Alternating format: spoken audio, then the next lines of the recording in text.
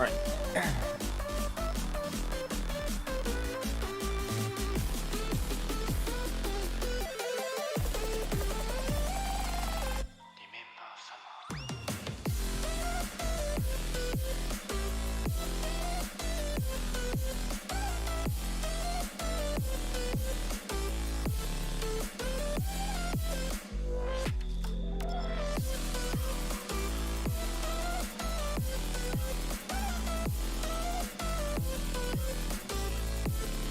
Yeah, I pushed it on Twitter a little bit today.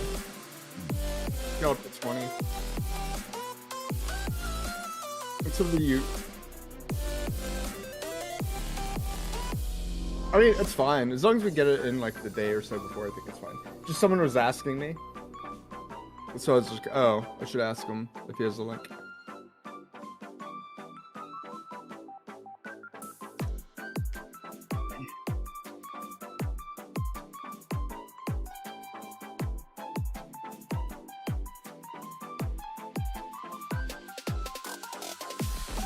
Sure. Can you send me the OBS thing? Oh. Sick.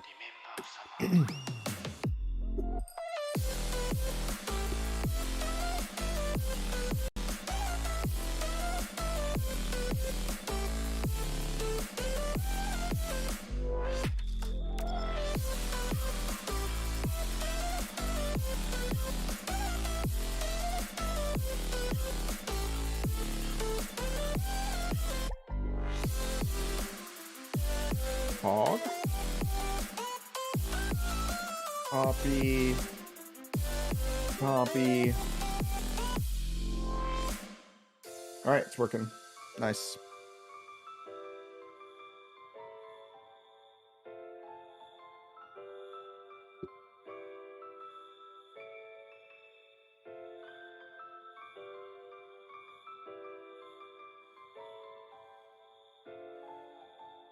Can you invite me to like the Discord?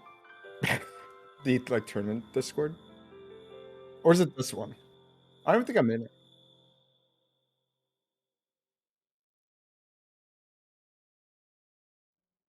Yeah, invite me to the other one because someone said they joined it and I'm just like, I don't even know how, but that's fine. Oh, it was a. Never mind. It's somebody who's a part of LF.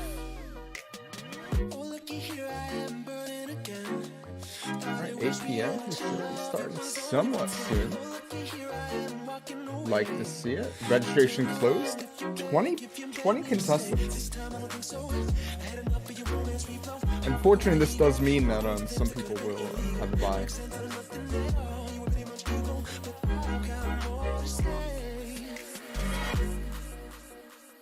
So, a quick overview while you're doing all the admin stuff. I'm just here because I look good. I don't know. We have Shotox. We have some killers tonight. We got Shotox, Grandpa Roji, Izzy Owned, Flock, Italian X, Kaneki Ken, Unhinged. Someone from FNX I haven't heard of before. But By White, Mike Zit, Master Dorn, Wasaruso, Stan, Hell Lemons, Icado, world qualified player, by the way, top 8, by the way. Joey Hoyboy, Black Sparrow, maybe next time, Matt, Chewbacca, and Cephalopod. That is our 20-man or woman lineup tonight. Oh, looky here, I am burning again. Thought it was real, but your love, it was only pretend. Oh, looky here, I am walking away. Oh, you're By White? Master Jordan, you're FNX By White.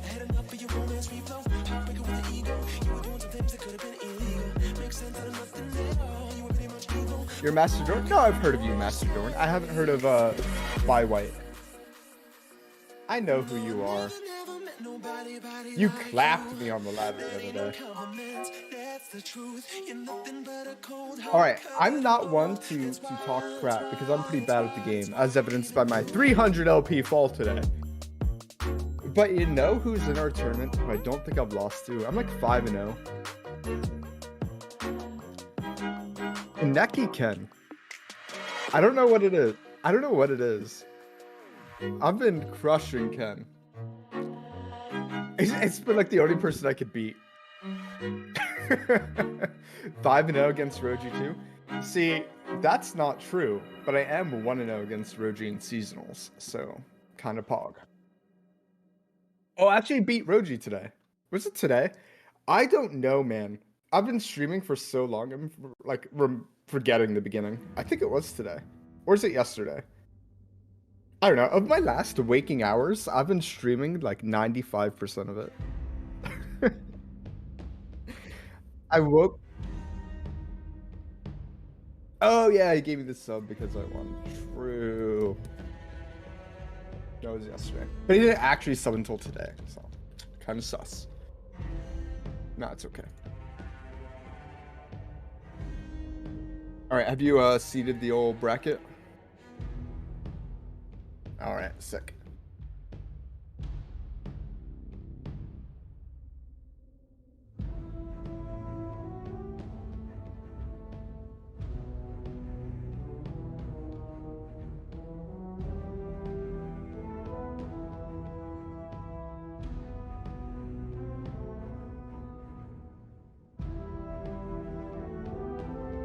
Yeah, good thing about it though is that it is players don't have to wait, right? So some of them get unlucky that they have to play an extra game to win. But we pay all the way to third, so you know it's pretty. That's as fair as we could get, all right?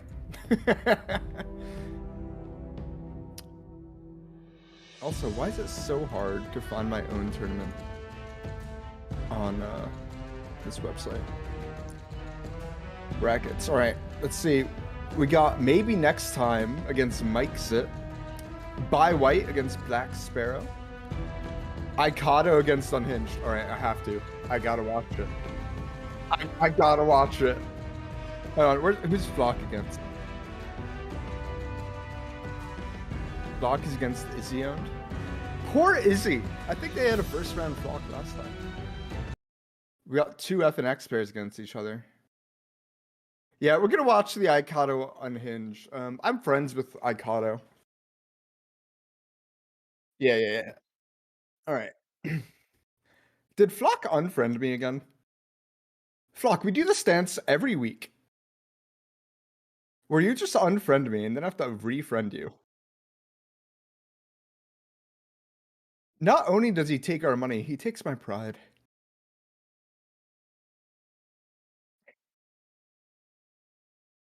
All right. As soon as they're in a game.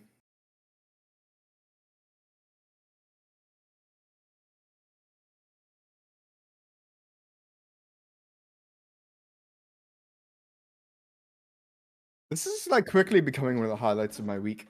All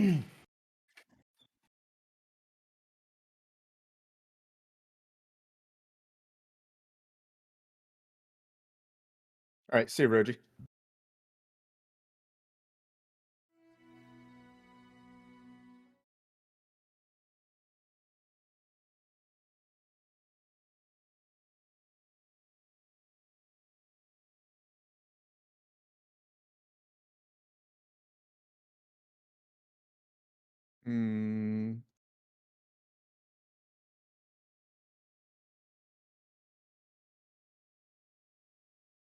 Let me check.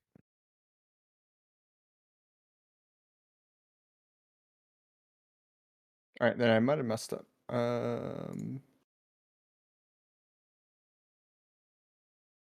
right. There you go. Now, when I click it, yeah, it's working for me when I click it, so it should work for you as well. I'm spectating Icado. All right, they're in game. I wanted to see what their deck lists are. I'll check Icado's. Can you check Unhinged when you get a moment?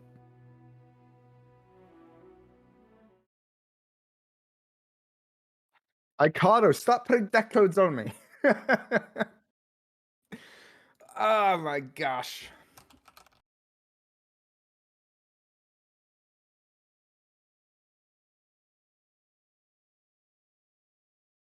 Silver Auction. All right, pretty standard for him. I'm expecting a Shelf Oak for him.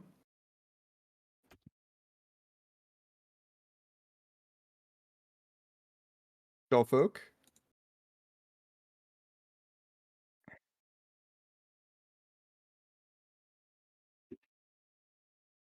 And Ziggs Poppy is the third deck for Icado. Is their game working for you, the spectate, or do you think they're still in ban? They might still be in ban. Okay, cool.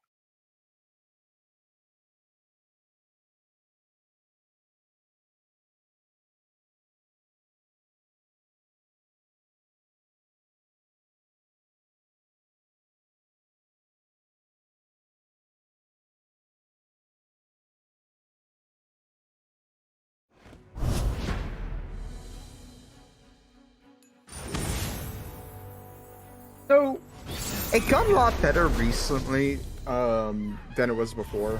Oftentimes now, Swain Riven became more popular, and then Draven Victor became more popular as well this season. Um, Ultimately, it's just hard to say, right? It's hard to say how it'll perform. But we do have Icado on Ziggs Poppy against Lurk. It's really going to determine if the Ziggs Poppy deck can win fast enough, and I think they usually do. I think they usually do win fast enough because they could trade as many times as they want to into the low health units of Lurk, right? And they also run things like Pokestick, which is currently in the hand of Icado.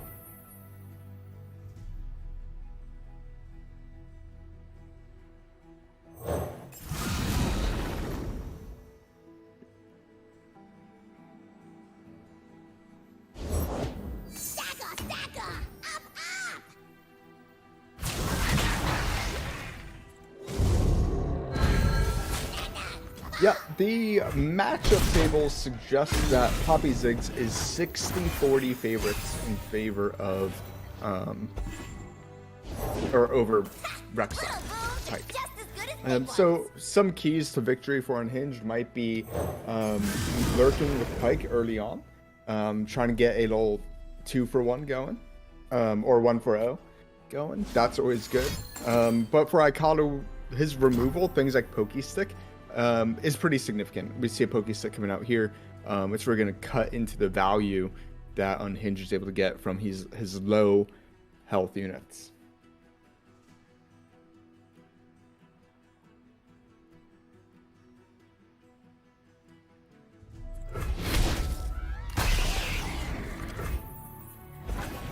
Yeah, he has to take it, and presumably a full swing coming out from Icado. He smacks it in there.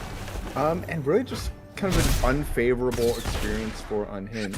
Not only does Unhinged have to block there, but he also is forced to develop before he can do anything important. Looks like he's going to go with a Pike. Kind of gets blanked by either Noxian Fervor or Ziggs. What does that thing do? It explodes, of course. Go ahead, light the fuse. Only 4 damage, he doesn't have to block, and he chooses not to block. Instead, he's favoring to go wide.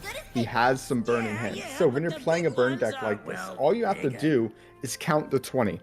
And Unhinged is at 11 HP.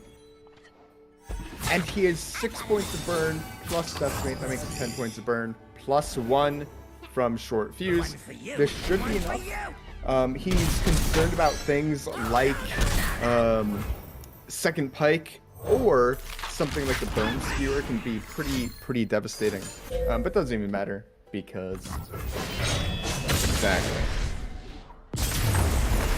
And just like that, a quick victory for Icado in game 1.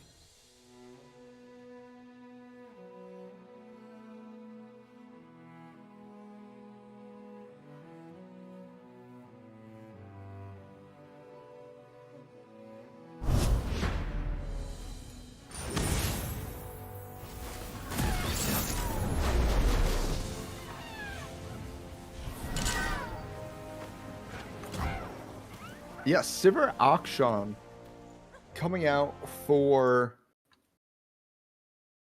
Icado. It's a deck that I know he personally has been putting a lot of time into recently. It's not quite as good as it used to be pre-patch, but it is nothing to scoff at.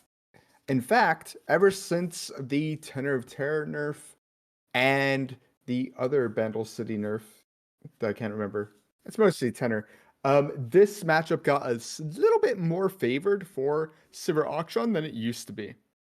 Right right now we're sitting at about a 50-50 matchup um,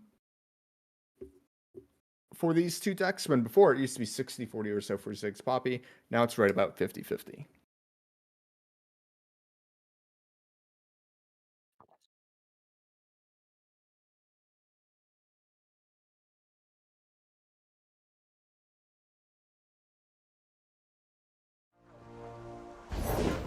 The Demacian soldier is worth 10 foes. Yeah. Yeah, so he was just, calling the bluff from Icado. He decided that he wants to go out there, try and be the aggressor, try and get a decisive early advantage. Unfortunately, it just didn't work out. But as Poros said, might kind of prevent a big attack from coming in. We might only see a small little attack.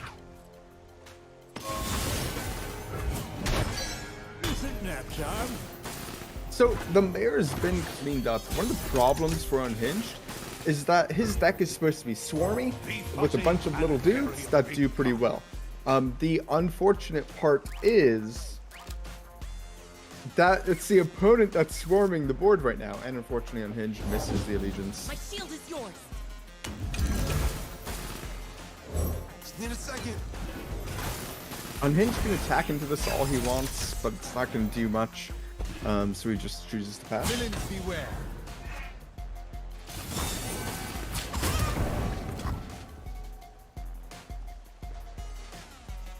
I don't flinch.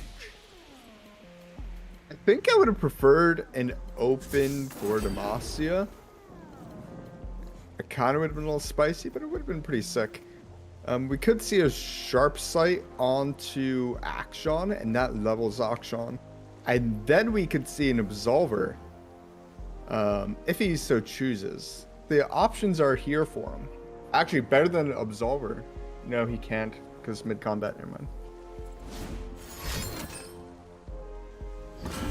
Okay, so the sharp sight going on to the Merciless Hunter is going to mean that Akshan levels and now the Taurus dies. Pretty good, favorable condition here.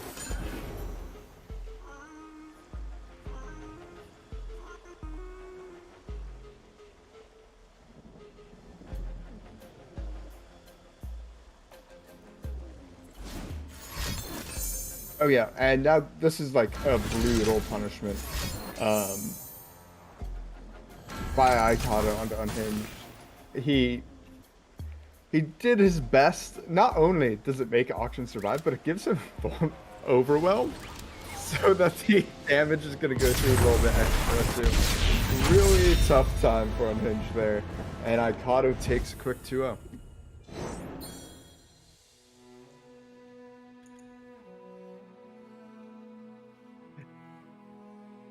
Yep. All right.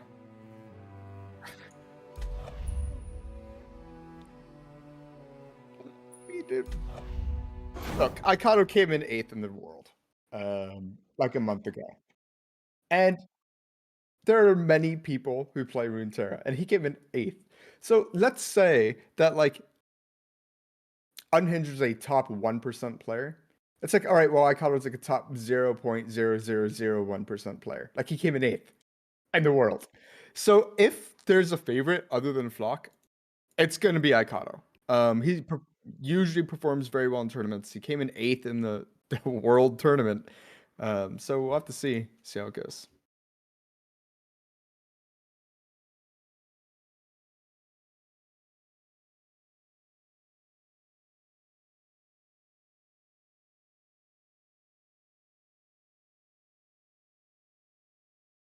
Speaking of Flock, I'm going to try and add him yet again. because he always unfriends me.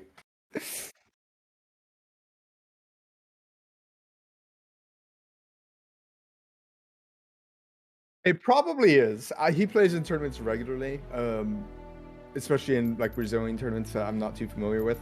But I just constantly see on Twitter him like posting his first place things. So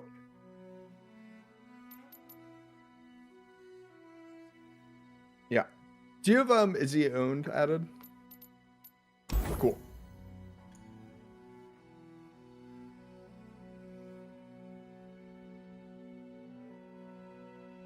Well, it's a good time to ask him because it looks like this game's about to end. Flock has a pretty convincing lead against a Field of Rush deck coming out from Izzy owned. Flock is up 20-4. Oh, and it's straight up not a good time for Izzy owned.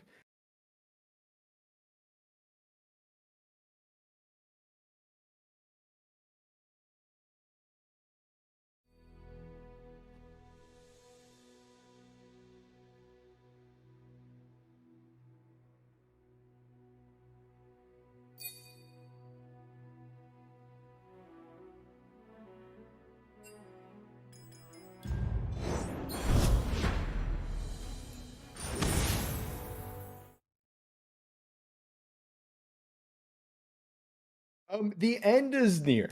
Let's just say that.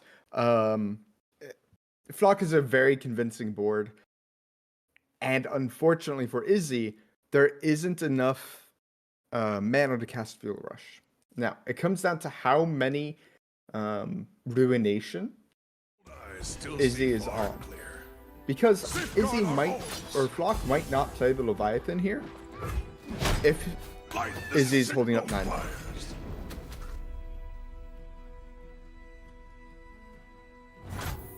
And that's exactly what he's doing. He's playing around Ruination here.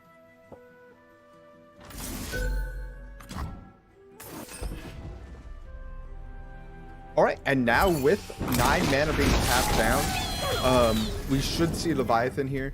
And it should be 100% safe for Flock. Okay. So...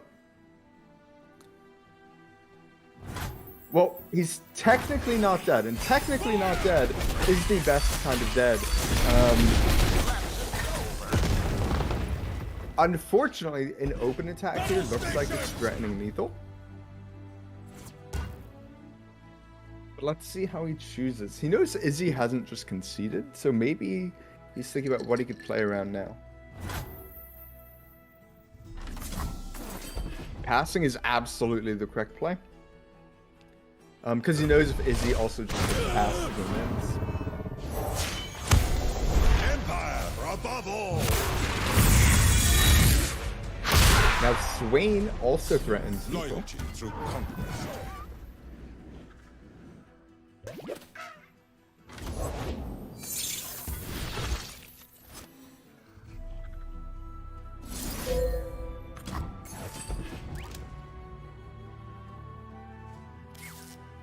So the box does kill the 2 spiders, but it means that Swain is going to go unblocked. And that will kind of clear it up for Flock. Takes that game. I was unsure if that was game 1 or 2. I didn't get a look at the time, but Flock at least is up 1 game, if not up a series.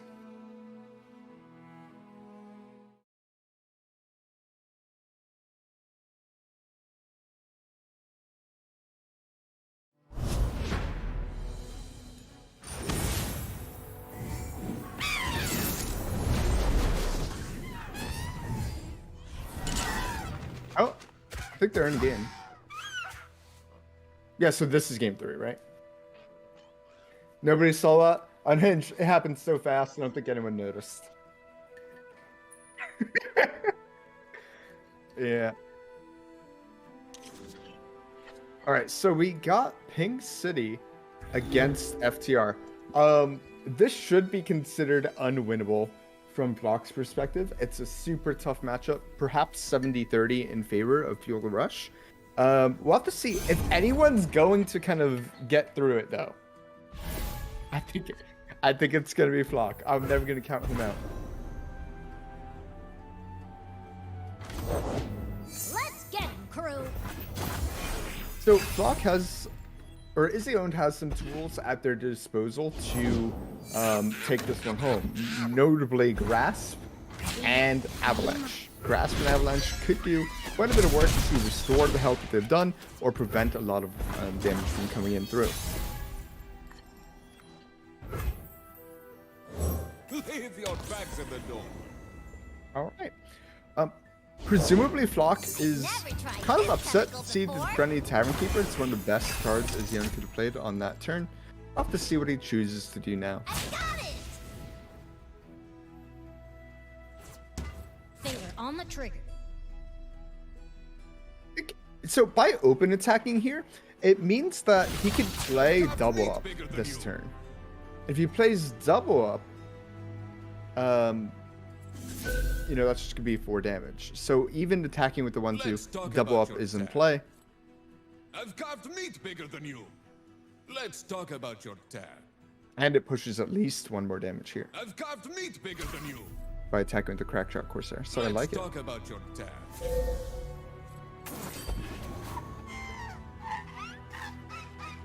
A Grasp coming out, burning one of the heals.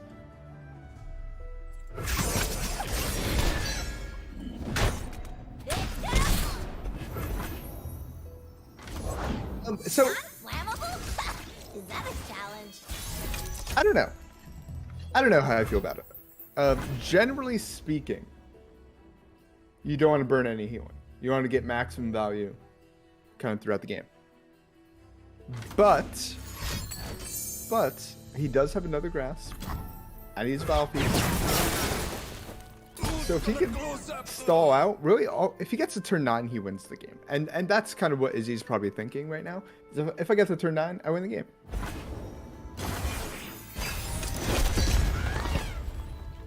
And this is what gets so hard for Flock right now. And maybe it's not hard for him because he's just ripping it. But we run into this issue where Izzy really wants to Avalanche, and Flock really wants to develop. And Flock constantly, for the rest of the game, has to play around Avalanche. So I think we're going to look at this GP in the hand of Flock and say, if GP hits the board leveled, Flock probably has to win on that turn. Otherwise, it's just going to be too late.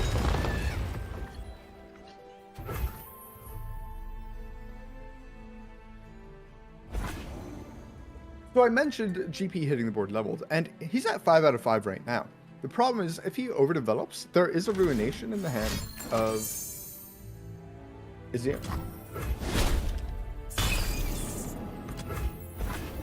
Yeah, I love this pass coming out from Izzy.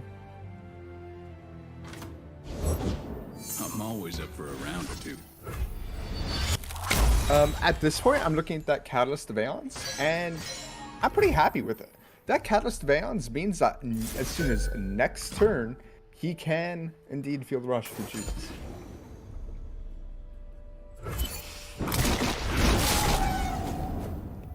Yeah, cashing the Avalanche means that he won't be able to play Feel the Rush next turn. Without me.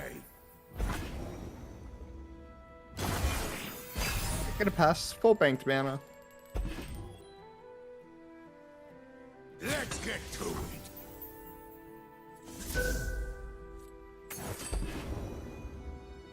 Yeah, these attack tokens aren't getting a whole lot done for Flock. I mentioned before, it's like a 70-30 matchup for I am reborn of salt for and FTR. pride.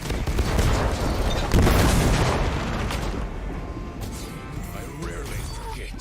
So, GP has come out. I expect an end turn here for Izzy, and then an instant through the rush run, turn 9. He has exactly 12 mana. He queues it up, and now he has 2 10-10s. What are you gonna do against the 10-10?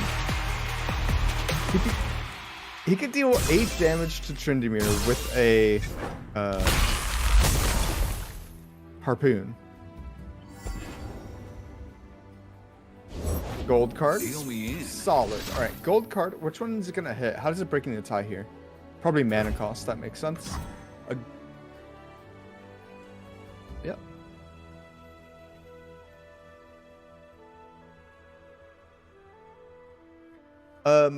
It's also fortunate because Tryndamere is the one with Overwhelm right now.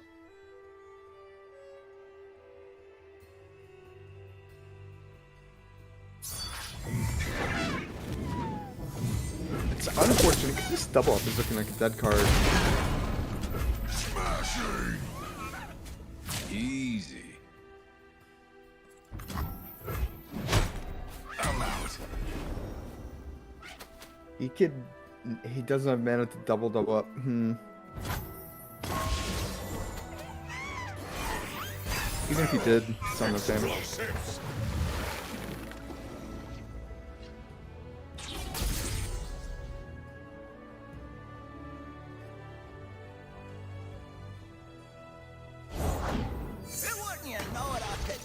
Yeah, I think an Ice Pillar is perfectly reasonable. They're choosing the pass. I'm not sure how passing is ever better than playing a pillar. But I suppose if Flock does hit pass, then it is better. But I don't think that'll happen.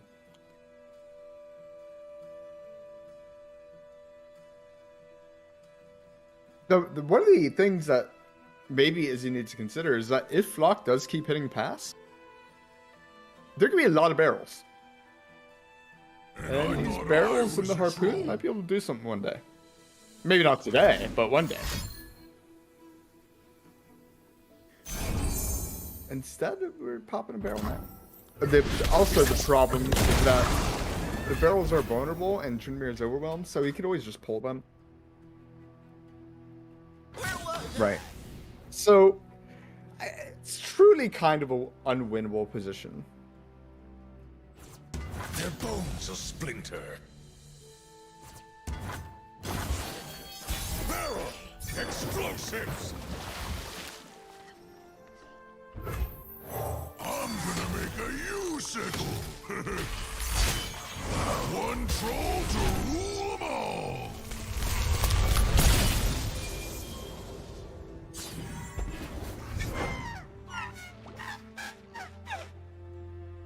Yeah, so this will stun Tryndamere this time. Also kind of important because it does pop the barrel.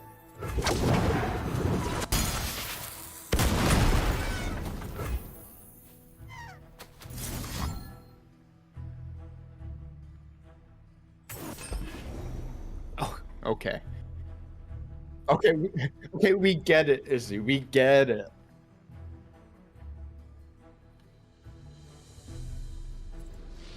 Yeah.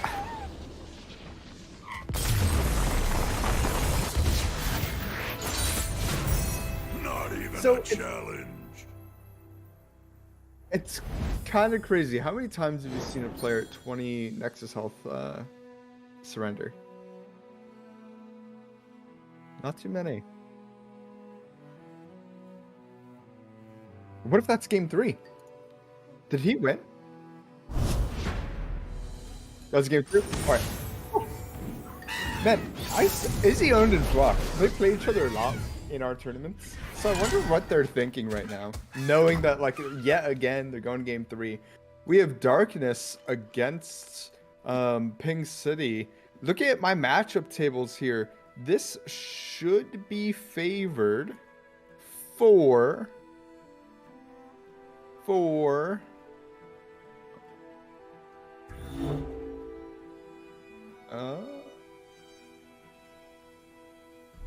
I got raided. Majin Bay with the raid. Oh my god. Welcome everyone. We got 176 raiders incoming. Thank you so much, Majin Bay. For all of you who are here, or who are joining us every single Tuesday night, We the Peoples, he's my co-host. You can catch him on Twitch at We the Peoples.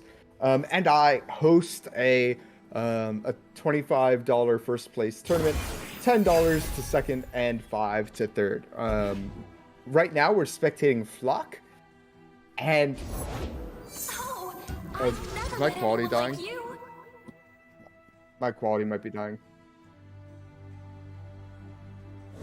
Give me your palace creatures of We just can't handle all the hype. Oh, Uncle Mirai.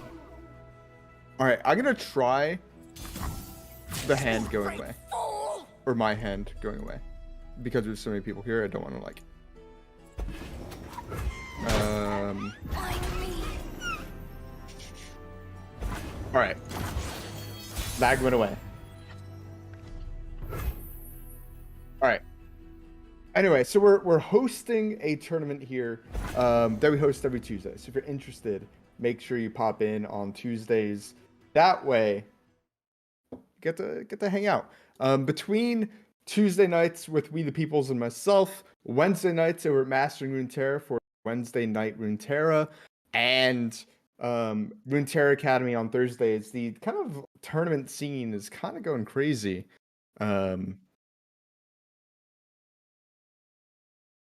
Absolutely. So right now we have Flock against Darkness. Kind of this interesting interaction where Flock isn't too upset that his Pokestick isn't going the Catalyzer, because that means the Catalyzer still can't strike. And we're looking at his hand, or at least I'm looking at his hand, and we have a Make It Rain and a Twisted Fate in hand, so it's really not a big deal.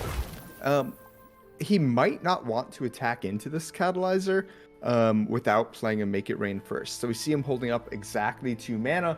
If Izzy owned does develop into this with any unit, that could be a punishment, but we do see that he doesn't have one available to play outside of Vigar.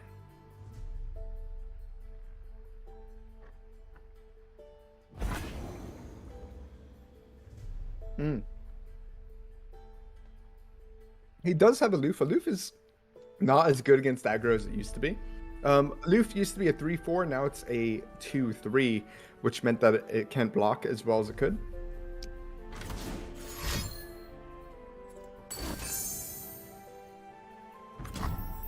Two.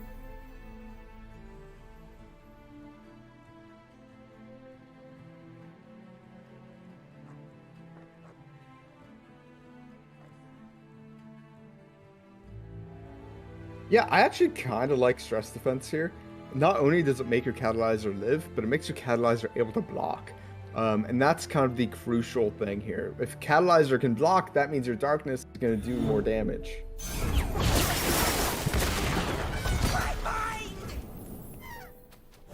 We made it. Yay. But our stuff didn't. Got a surprise for him.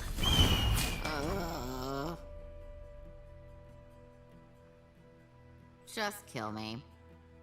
Yeah, so he goes for the Aloof Travelers, opting to save the Stress Defense to save something like a Senna or a Vigar later.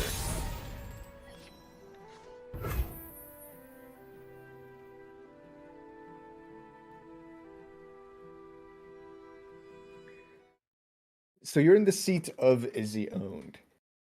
What do you think? And you brought Darkness to Seasonals, if I recall. You're against Ping City. How do you try and navigate this kind of mid-game scenario?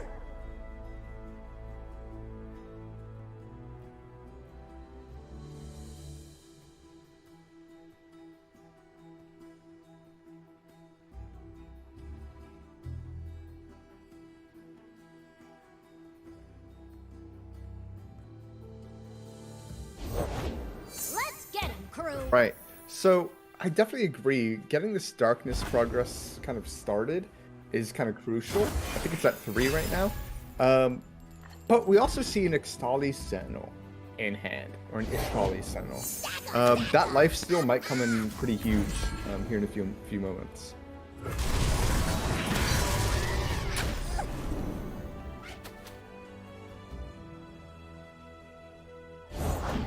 Deal me in. Yep. Pretty solid red card here. Red card means that not only is he going to Nexus for 1, but he's going to take out one of these blockers. And Flock is starting to get really wide on the board, which means he's going to be able to push quite a bit of damage each and every time he attacks. A Exploding curiosities lie ahead. In range. Yeah, Battle Feast might be among the best cards that Izzion could have hit. So right now we're probably looking at a scenario in which the Battle Feast hits the Omen Hawk, the Conchologist blocks the Crackshot Corsair, and then the Acolyte blocks the Dreadweight Deckhand. And it looks like that is what we're seeing. Makes perfect sense so far.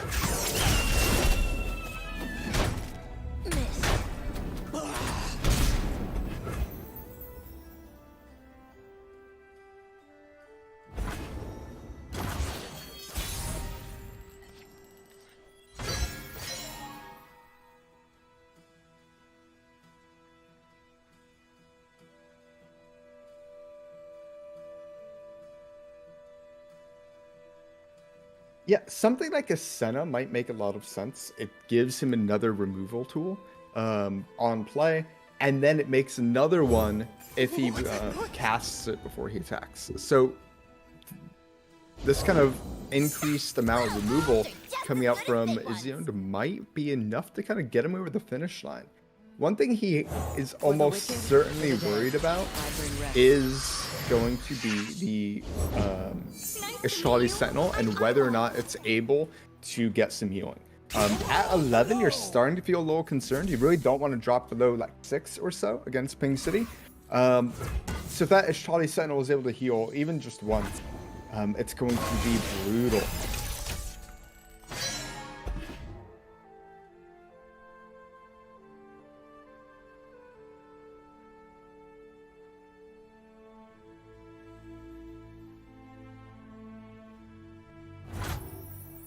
Yeah, absolutely. Not only that, but they always can threaten something crazy like a fast speed ruination now that Sun is on the board.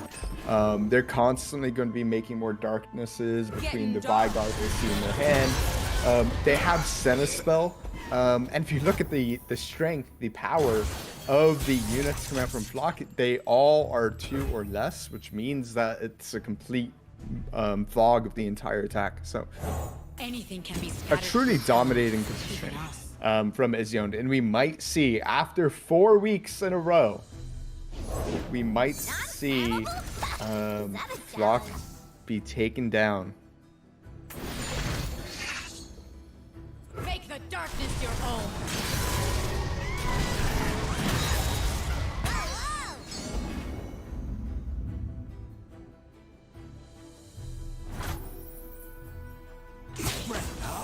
Gangplank is 2 out of 5. Not only is he 2 out of 5, but if he wants to deny the healing, he has to cast the 6-mana Monster Harpoon. Does he do this? And perhaps we kind of see the genius of keeping Stress Defense. Stress Defense would be enough here to keep the Ishali Sentinel alive. He might be willing to not have it stay alive. It's certainly reasonable to not Stress Defense here. But yeah, things are really looking good for Izzion. I think Izzy has to be pretty happy with the way it's going right now. I understand. No.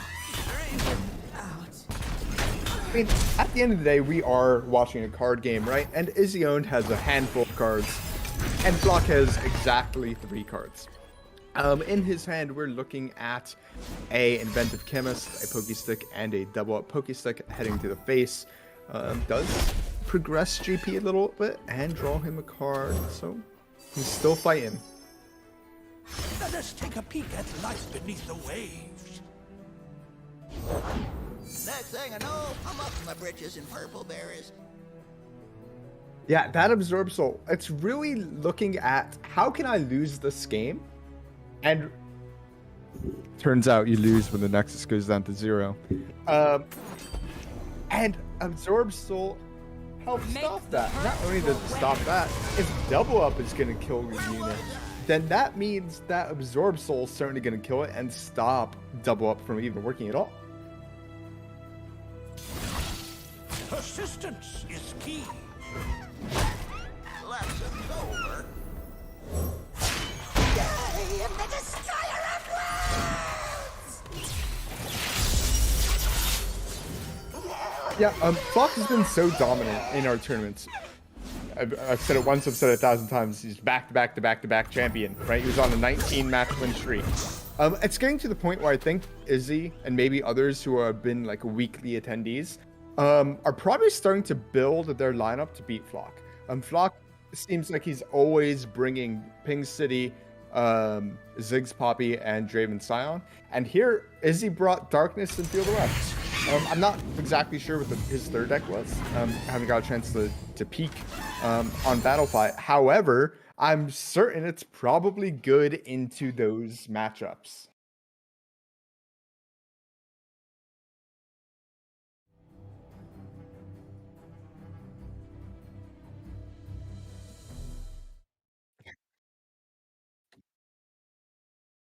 Exactly, right? Because it's at some point you have to beat him at some point, right? That's gonna be the idea. Whether it's round 1 or in the finals, if you're not beating Flock, you're probably not winning the tournament.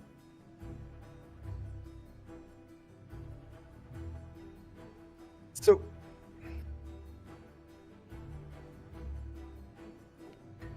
oh no, he's not taking the L. He's out here fighting still. He's not done yet. I mean, it definitely looks unfavorable, right? But he's still out here fighting. While we're kind of in a lull state, though, I'll give an update on how the tournament's going. We have maybe next time defeated FNX Mike's It. Cephalopod beat Joey Hoy Boy. FNX by White defeated Black Sparrow. Don't rush on my account. Ikato Got a defeated couple lifetimes, Unhinged. apparently. Master Thorn, their own game. Italian X defeated Shotox.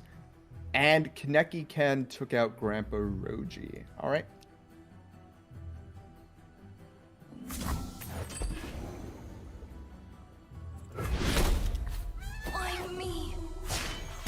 Oh, I'm sure if you ask him, he's looking forward to it too. But unfortunately, today was not today. Ken was able to take him out. Darkness and light. Now where did I leave that beaker? Eye forward. Yeah, leveled up Senna and 4 damage of darkness going to the face is going to turn into 8 damage of darkness going to face here shortly. Let's see, what can Flock top deck? Let's assume there's no cards in the hand of Izzy. What can he top deck to push himself over the finish line?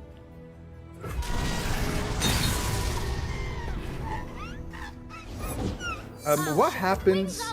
I'm not sure if he's on a third double up. But what happens? Let's say he is. Third double up, 4, 5. Nope, that's not enough. And whatever answer it is we're looking for, Dreadway deckhand certainly is not it. It looks like our back-to-back champion has been taken down by Izzy-owned. Now it's going to be up to Izzy-owned. Can Izzy make a run at it? They lowballed, so to speak, their opponent in round 1, considering how kind of successful Flock has been. Not only in our tournament, but in kind of tournaments hosted in, I believe, Brazil. I don't want to be wrong, but I believe Brazil as well. I constantly see him posting his medals on Twitter. But Izzy was there, took him down. And now looking at the rest of the tournament, though, it's not getting any easier.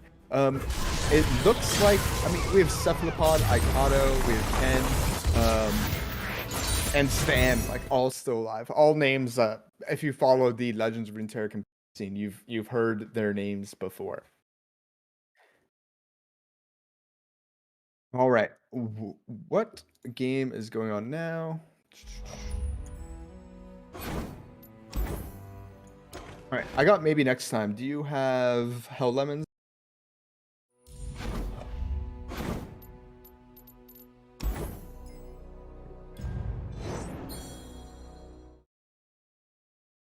All right, the winner of maybe next time and Hell Lemons will be facing off against Cephalopod. Cephalopod has been super excited about. Sorry, Cephalopod's been super excited about Lux Shellfolk, Lux Poppy Shellfolk. He posts on Twitter pretty much after every tournament talking about how it's undefeated in tournaments.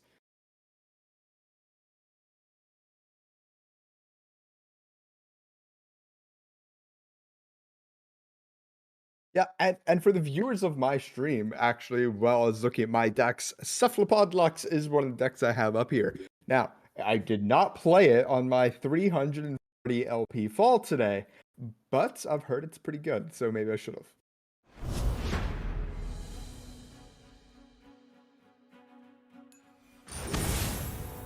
Is it? I have no idea. Oh, looks like game one. Nice. We love to see that. So maybe next time is on Viego against Lurk. So Viego is kind of beloved by a small community of players who really think it's super strong, who really thought it was strong during the last tournament meta. And by that, I mean the last seasonal meta. And really not much has changed since then. So you would think Viego would still be good. And it should have a favorable matchup into Lurkits. It has the healing that it kind of wants. And it kind of makes these ephemeral, cheap, or free blockers that it wants to chump block the Lurk unit. So I think maybe next time it isn't too unhappy to see this.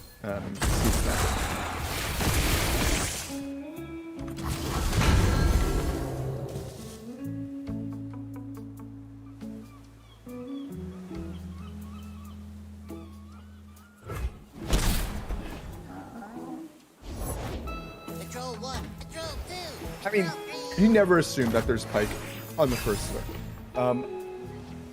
Or at least I don't, right? And perhaps maybe next time is just a lot better than me, and he will. But I would be thinking that a natural Pike is unlikely. And by that, I mean an unpredicted Pike. Intruder, get him. Oh, did he? Oh, sorry. I was Call the reinforcements. bad caster moment. I will play my part.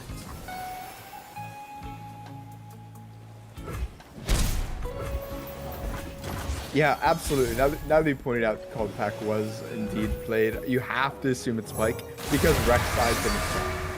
And that turns maybe next time, maybe feeling good about this matchup to feeling not so good. Pike will carry Lurk decks through unfavorable matchups. And looking at the matchup tables, Thresh Viego is slightly unfavored. It looks like 45-55. But that doesn't mean that the player who's confident enough to bring Viego to a tournament thinks it. So we'll have to see that.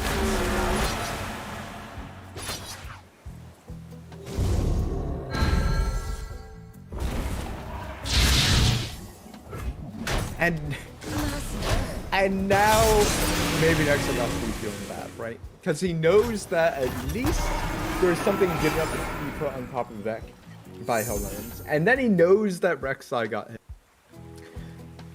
So things are starting to look unfortunate. With that being said, he has a VA, or he has a Thresh in hand, and he has an invasive Hydrovine in hand. If he could stick a Hydrovine, he's probably feeling pretty good. The problem is that over time, Pike is sitting there in the hand of Hellland. And still getting that Lurk progress, that Lurk damage. And if it gets big enough to the point where it can just kill the invasive Hydrovine, well then, that might just be the end.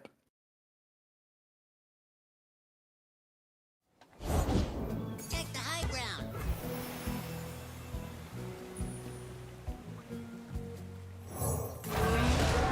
So, one really cool card in this matchup is Valfeast. Because Valfeast can hit something like that 5-2, get it down to 1, and then chump block and kill it. However, unclear whether or not we will see that just yet.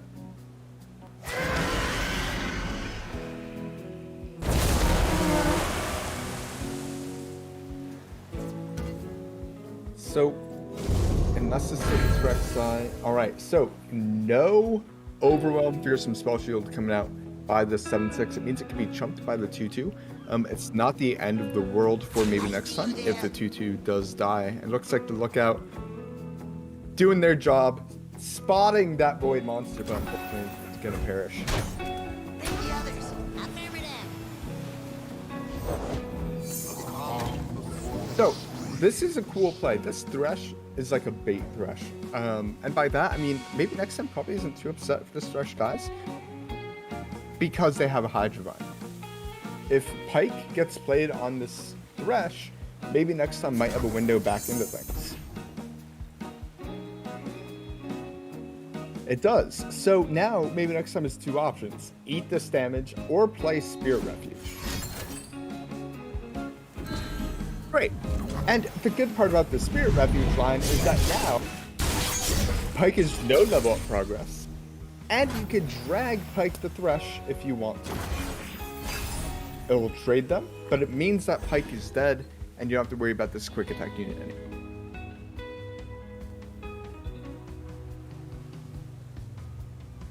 As crazy as it seems to have hit the Pyke, and to have hit the Rek'Sai early on, maybe next time has the tools to be successful. They have the Hydra Bomb, which they have to be feeling pretty confident with. And they have a concussive palm. But looking in the hand of Hell Lemons, we see something a little nuts. Being that Bone Skewer.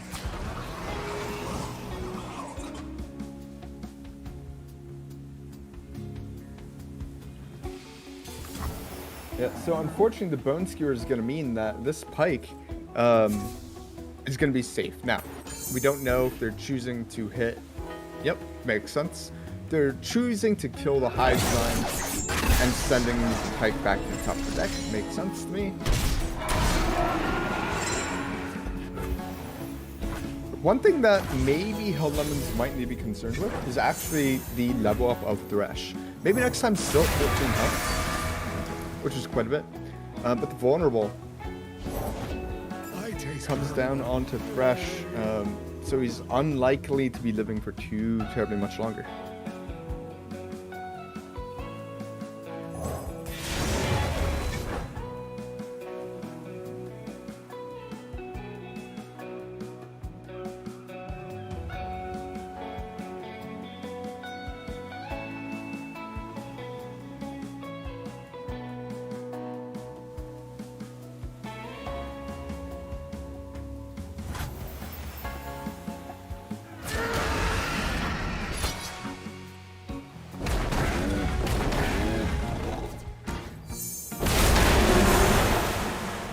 Right.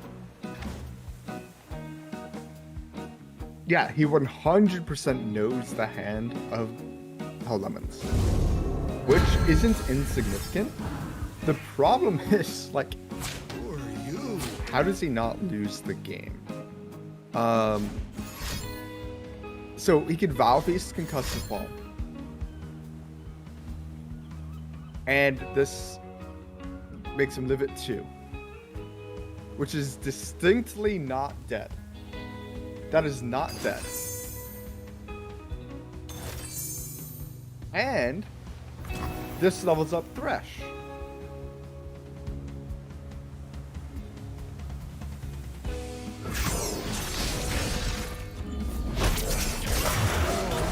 So with Thresh leveled up, when he attacks, he'll bring him Diego up. Unfortunately, or maybe next time, Diego will just die to pretty much anything.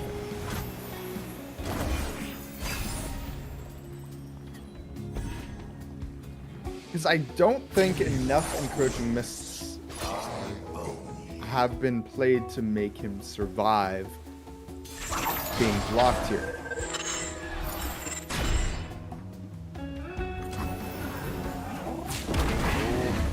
Man, he's so close. If one more Encroaching Mist had gone out, he would have been able to survive. 7, 8, 9. He's still dead. He's not dead because of the Viego passive.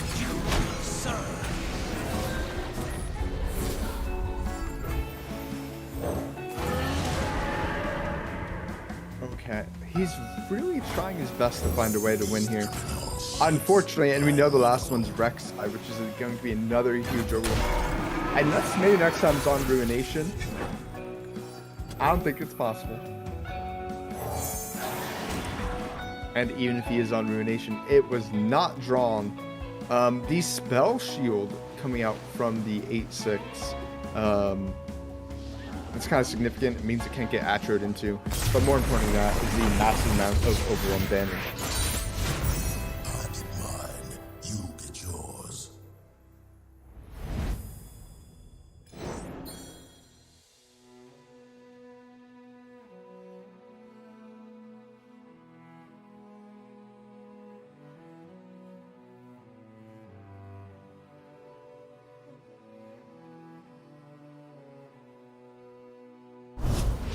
Friend Spear. Yep.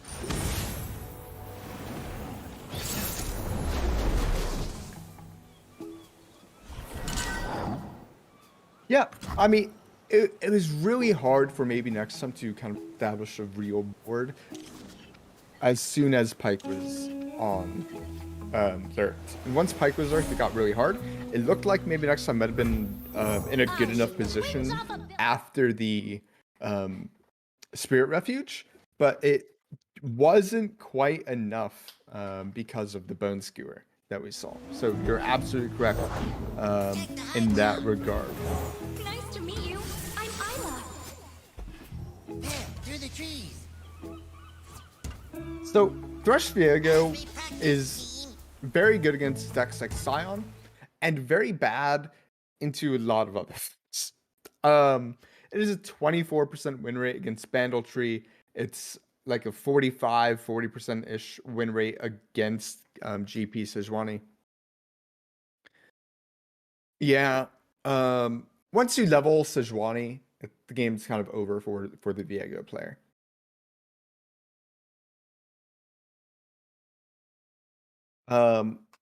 If Sejuani is in the bottom of the deck of Hell Lemons, then certainly maybe next time might be able to take it out. However, looking at the hand of Hell Lemons, we see a Sejuani just sitting there. Not only a Sejuani, but we see multiple Yordle Grifters, which are going to make it easy to level Sejuani up.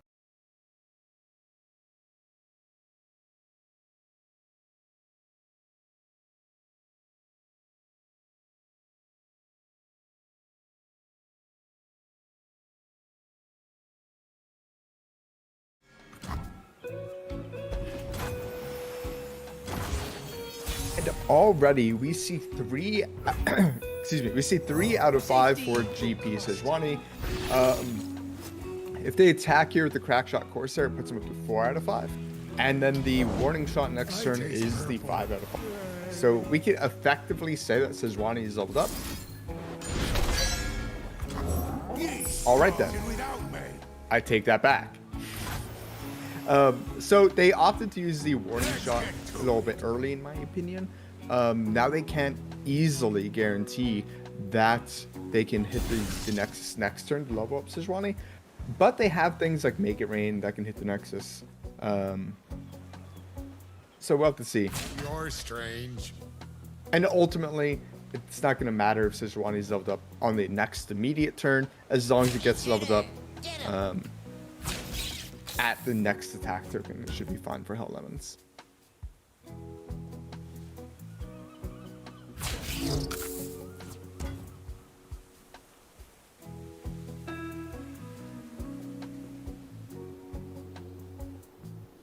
Yeah, Glimpse Beyond seems perfectly reasonable. You play it on the 1/1 and hope that there isn't a Make It Rain that comes down and hits it.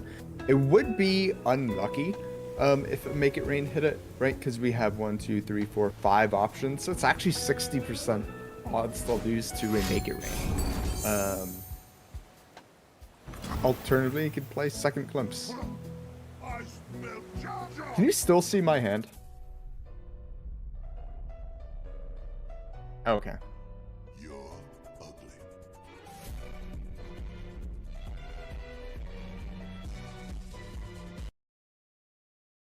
All right.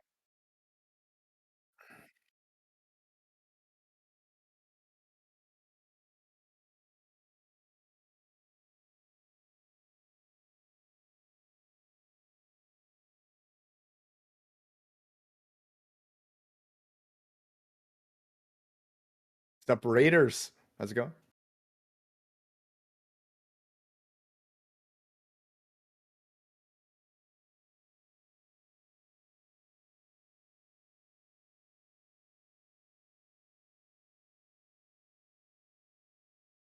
So we have a problem here for maybe next time.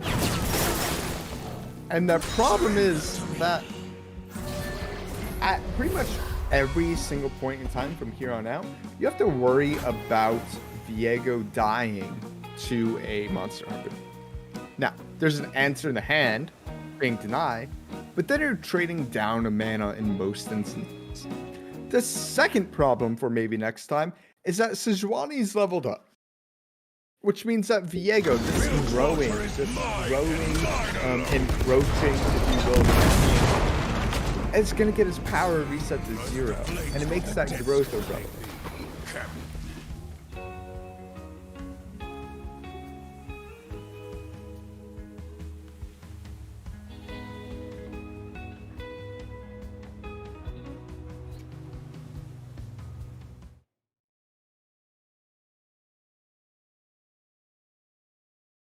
So we might see Deny in his own hand and say, okay, I could stop some big damage from a Gangplank attack with Deny. The problem with that is going to be that it still leaves him vulnerable to things like Monster Harpoon. I will find her. Yeah, I like the homecoming. It's perfectly reasonable. It means that he can't or doesn't have to worry about both the GP and Sejuani next turn. And it also means, and this is kind of cool, that if for some reason Hellnet doesn't attack, he can replay the Ephemeral and then start chaining the Ephemerals turn after turn. It's really strong. Unlikely that Hellnet doesn't choose not to attack, but it's certainly a line available. Not a good one.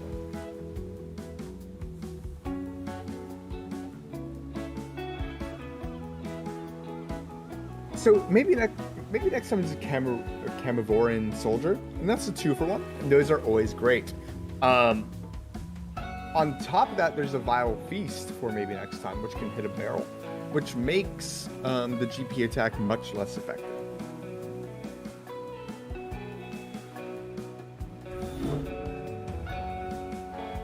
I could certainly foresee kind of that attempted. Perhaps alternatively, maybe he tries to stick a Thresh, eat a bunch of damage, and then level up Thresh. But I don't think he's going to be able to level up Thresh fast enough.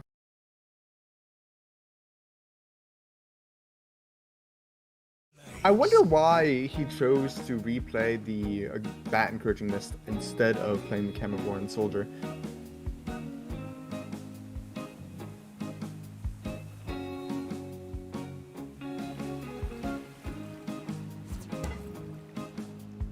I definitely foresee a Vile Feast coming out. Finger on the trigger. Vile Feast is very, very likely. Get on the claw. You dare slack on my ship?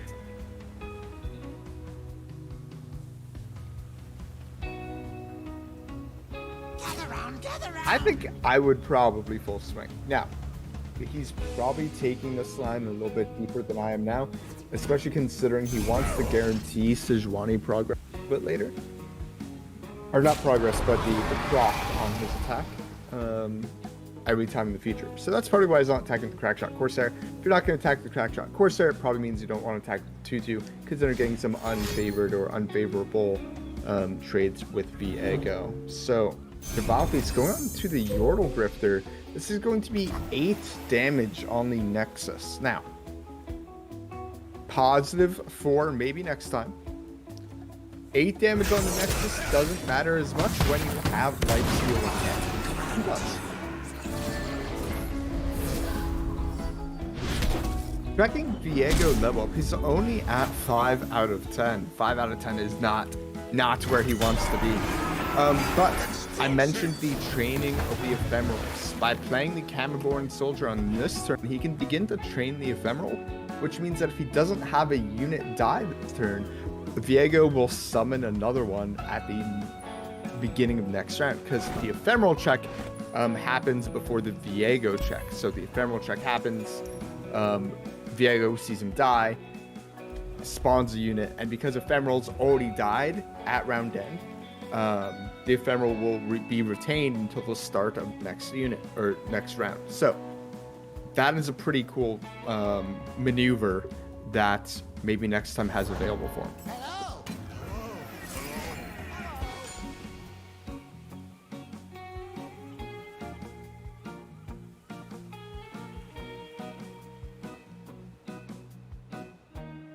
Let's make it rain, kind of brutal.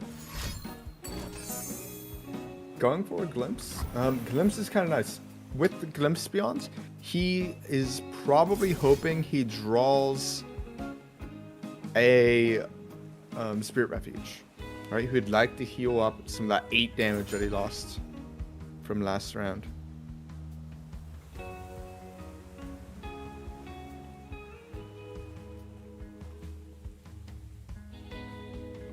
So now, all right, so he lets it through. Diego is at 12 out of 20. He can play a Carnivoran Soldier, and he can level up. So he can level up if he so chooses. If he plays a Carnivoran Soldier, he will get 10 points worth of dead units, and then GP will be killed. That is 100% something. That is actually really good. Yep.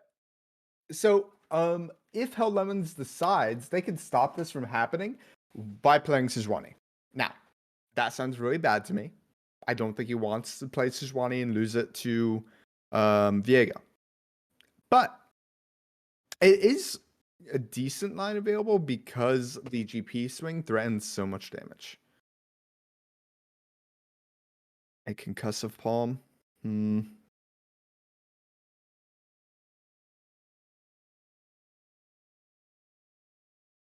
It does not stop the level up, no. Alright, so Gangplank is dead. And Hell Lemons is 4 wide to the 2 wide of maybe next time. I'm kind of shocked to see maybe next time didn't play out the lookout. That's just a random chump blocker. He's 3 wide. He might stabilize here. He's done exactly enough to stabilize. Especially with this Carnivoran Soldier coming out. If the Carnivoran Soldier comes out, and then there's no way for Hell Lemons to activate Sejuani, they're not threatening much. And Sejuani will just die. Yeah, so Hell Lemons has to kill Viego right here. If they don't kill Viego, it's not going to be enough.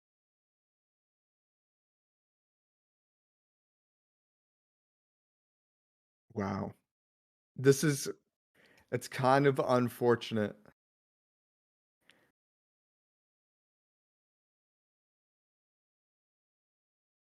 Viego's up to 6, and that's exactly enough to kill him.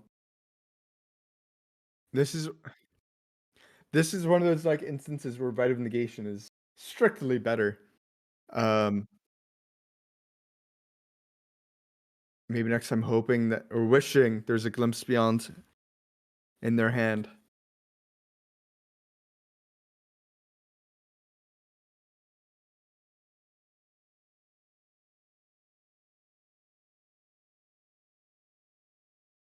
That does not need to be denied. Oh, it does need to be denied. So by denying it, he trades with the whole board. So there will be exactly Sejuani left. And this is also going to mean his out here is decking another. Yep.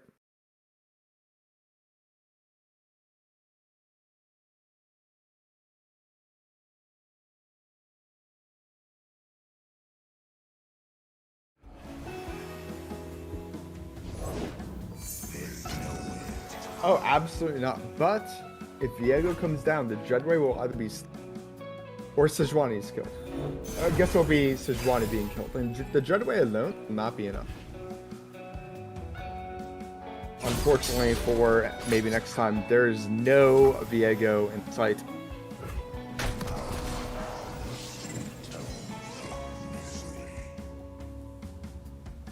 He was so close. Just a single twin disciplines would have been enough to presumably change the favor in this matchup over to maybe next time. And there's the Viego, literally one step away, one card away from winning it all. Gotta go with the flow. Yep, absolutely. Wait, was he dead? Was he actually dead? He had deny in hand. I won't stop coming for those who wronged me.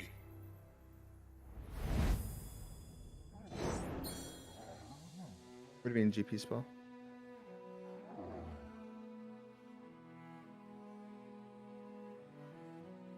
For the face. Oh, zap. Freezes everything.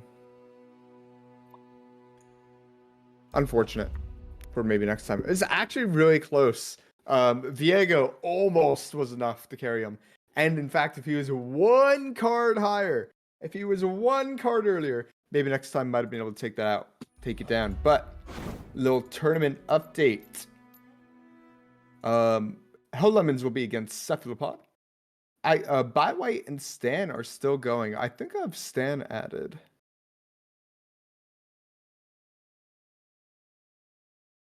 All right. So the winner of Stan and Buy White will be playing against Ikato. I think that'll be a great game to watch. I like watching Ikato games. He is a top 8 Worlds player. Stan still on this MF Scouts. Or MF Poppy Scouts. Oh, and Stan won. Yeah.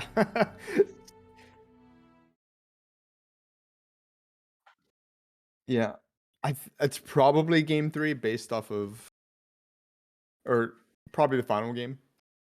It looks like it was indeed the final game. So, do you have Stan added? All right, I have Ikato added. So we can wait for them.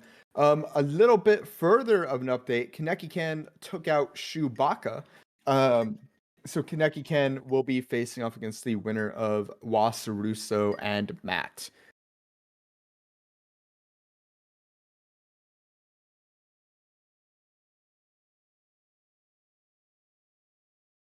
So let's take a look at Stan's lineup.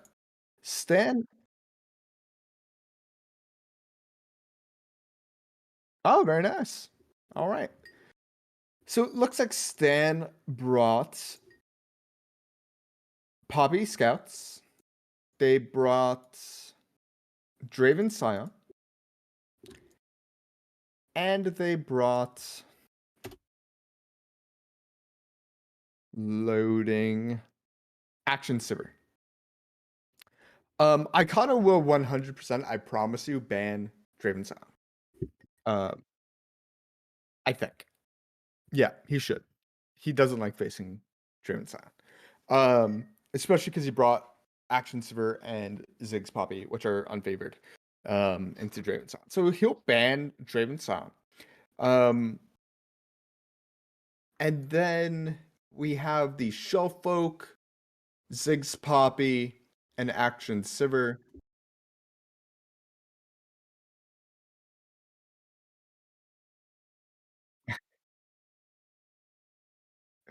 I don't think he likes Draven Scion either. Yeah.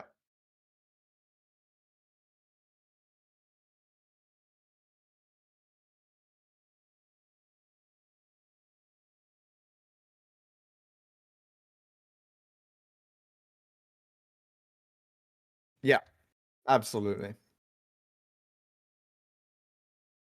Absolutely.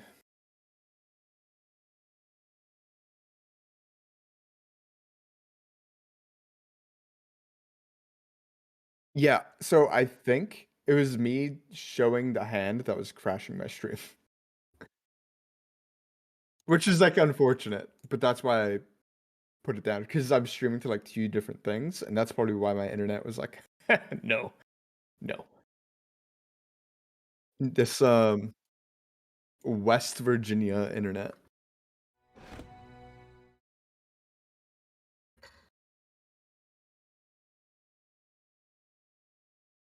All right, yeah, sorry about that. I know it makes it so much harder for you.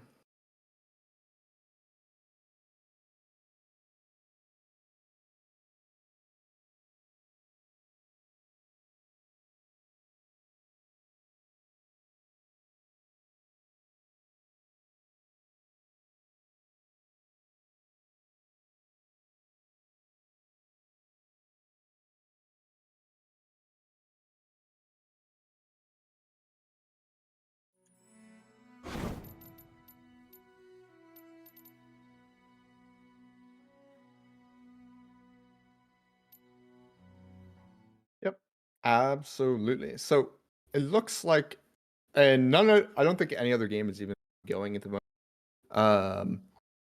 Still just waiting for people to get started. We have Hell Lemons who will face off against Cephalopod, Stan against Daikato, and Matt against Wasaruso.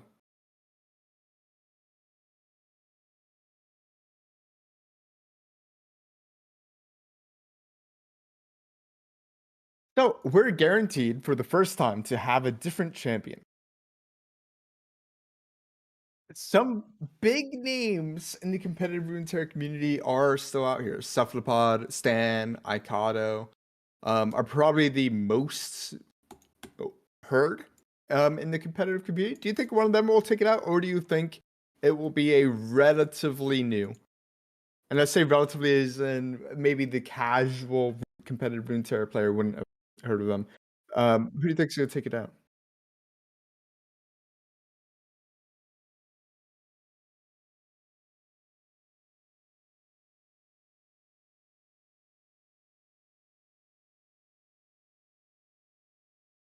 Unfortunately, uh, the bracket does not allow them to meet in the finals.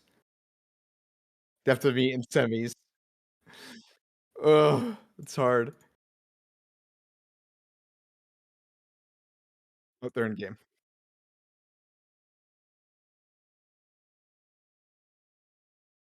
Yeah, so the top half of the bracket, I think most people would look at it and be like, "Wow, this looks like a top 32, maybe semis top bracket between Hell Lemon, Cephalopod, Stan, and Ikado." It's looking kind of nuts. With that being said, Ken was like ranked 10 or something like that on the ladder a few days ago. And all the F and X people perform really well, just all the time. So I don't know either. I'm I'm not gonna bet against um one of our top half of the bracket players. So Hell Lemon, Superpod, Stan Ricardo. I do think maybe one of them will be our new champion. Um But I hope I'm wrong. I like seeing entertaining games. I like seeing maybe the unexpected happen. So we'll have to see. Game one looks like it's starting. We have looks like Ziggs Poppy against um Poppy Scouts.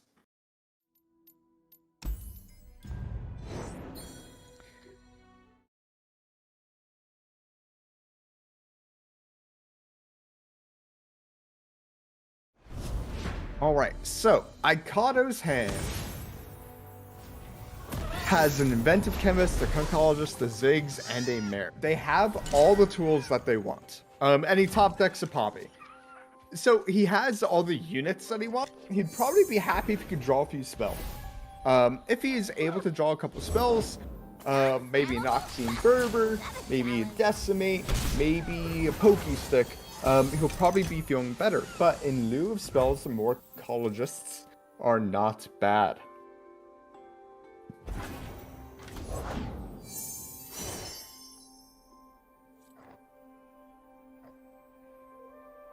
Astounding! Exciting curiosities lie ahead.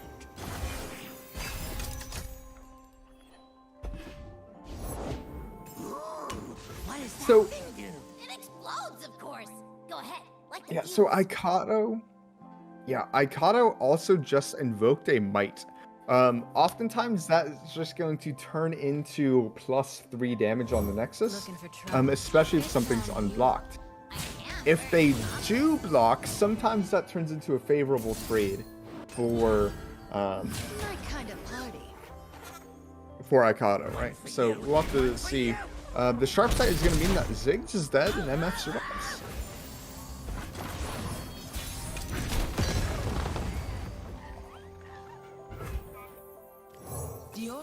A Poppy top deck versus a Pokey stick top deck. If MF gets Pokey stick here, it looks like she might die, but Stan has that special counter in his hand.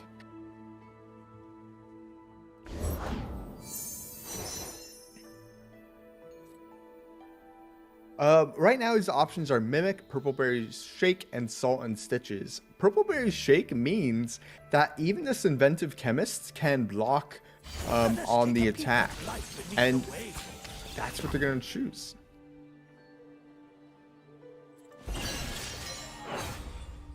Love ya. Alright, so the Scout attack he's going to let on through. Bless his motion.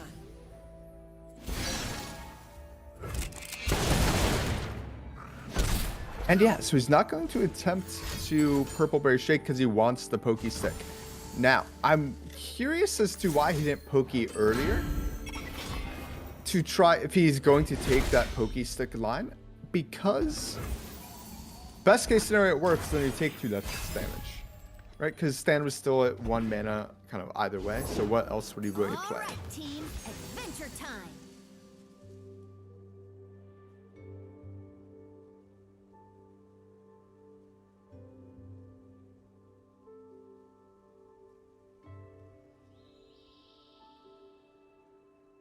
If we're in Stan's hand, I 100% think we play Golden Aegis. If you play Golden Aegis here, it means that the attack for Aikato is a lot worse than it otherwise would be, and some players will just opt not to attack because of it. But I think we're going to see kind of the value from Berry Shake, perhaps. Depending on where this MF will end up blocking.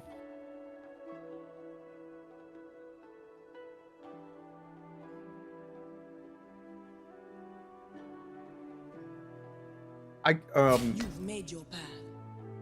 Stan really wants to make sure that he gets a Scout attack off. If he gets a Scout attack off, MF will level up this turn, which is pretty insane. So he's trying to think about all the 1-mana cards in the game that he could have received from the Conchologist. Blade's Edge, I believe, is the only one he could have received that will kind of brutally punish this play. Blade's Edge, not in the hand of Aikato. He opted for Berry Shake instead.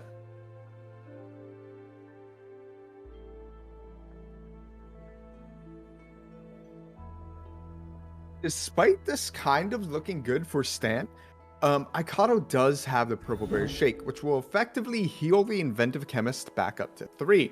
This means that either Misfortune or the Scout unit can die on a block. Actually, it means both will die. So if Stan attacks with the Scout. Ooh, no, Aikato. You're making a liar out of me. I don't really understand that Purple Berry Shake. Because now this Inventive Chemist can't block anyway. Whereas if you let that go through and then Purple Berry Shake, it could block this. And not only block it, but block it favorably. Return me to the sea. So I don't know what that Purple Berry Shake accomplished. I really do think it was a kind of a brutal misplay from Aikato. It's going to make him end up taking 2 more damage to the face. Actually, a bunch more damage. yeah, at this point, there's 0 point in blocking. Now, I mentioned earlier on in the stream about how Stan or Aikado, when you're playing this kind of burn deck, you really only need to count to 20. He's gotten 11 so far. This attack, what can Aikado have on the open? And he doesn't have anything. GG to stand there. If he held that Purple Berry Shake until next turn, he would have only taken 4 damage instead of 6, and lived with 2. So perhaps a couple of misplays there. I mean, game's hard, right? Misplays are going to happen.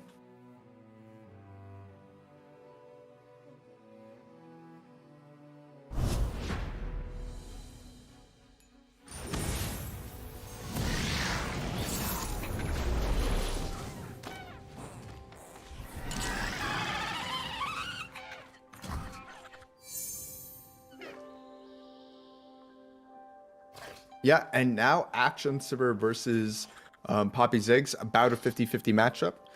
Both players are probably happy to see this matchup come through, but it's going to... I think it's going to be tough for Aikado, right? His back is against the wall after losing game 1. He knows this game is must win. And without maybe some perfect play, it gets really tough. Especially if Stan's version of the list is on Radiant Guardian. And if so, how many?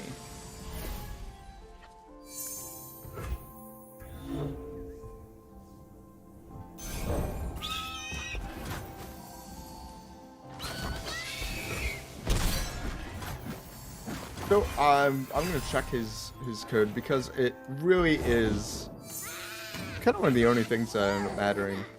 Is if the Radiant Guardian gets stuck, this game is, going to be over at that point. But if not, then Aikado is kind of, 50-50, if not a little bit favored, if no Radiant Guardian comes through. Stan is on 1 Radiant Guardian, so the storyline of this match might be, can Stan find a Radiant Guardian? And if he can he ever find a way to play it without just instantly dying?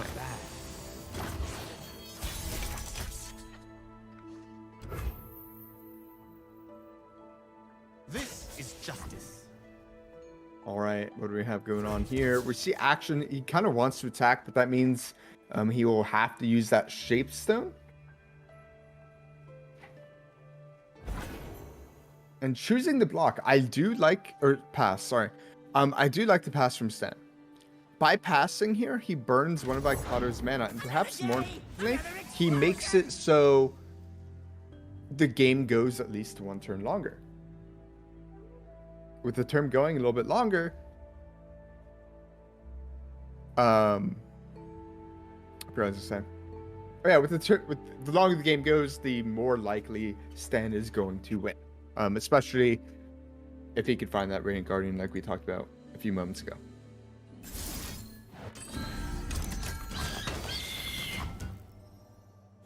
My shield is yours. Yeah, and perhaps a worst case scenario here is the Bright Steel Protector into that Shape Stone. It means that Ziggs will die without getting much value, at all.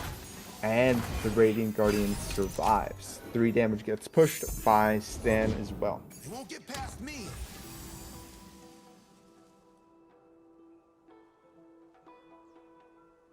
All right, what else do we have here?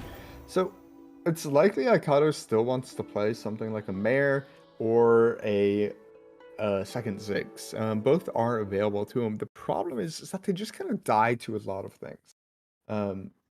Pretty much any buff is really bad for Aikado at this point. Fortunately, looking at Stan's hand, it doesn't look like he has too much, but certainly not a favorable position for Aikado.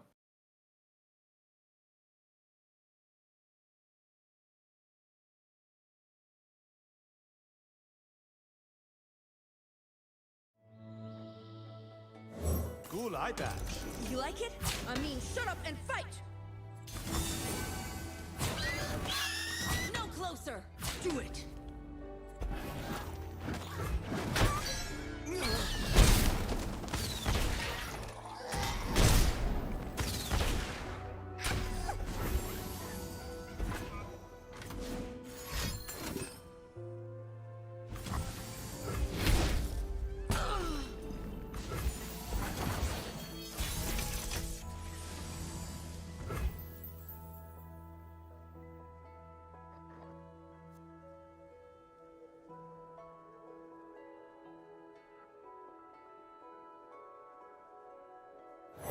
You've got a problem, I've got a price.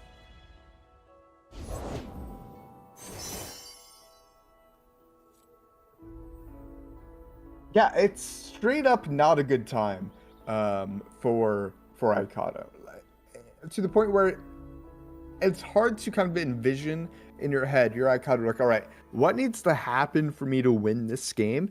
And then you play to that, right? Because there are only one or two options where that is, possible at all. And honestly, I'm not sure what those options are. So he's taking his time here trying to think which one of these choices gets him across the finish line. He might say maybe a Shark Trainer forcing some bad blocks and getting kind of the 2-for-1 on the attack might be enough. But he doesn't get that until 2 more attack tokens. I guess he could play it next turn, actually. It's a living. If the mare survives. So I expect him to take the 7 here and play out his Ziggs. If he plays out the Ziggs, he'll be at exactly 6 mana. And then he can play the...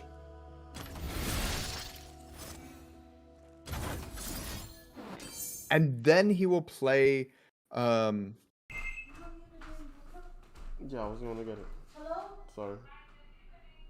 And then he will play the Shark Trainer. Instead, he passes, trying to see if they'll tap. Apparently, I've been muted for some time. I don't know how long. Or how, even.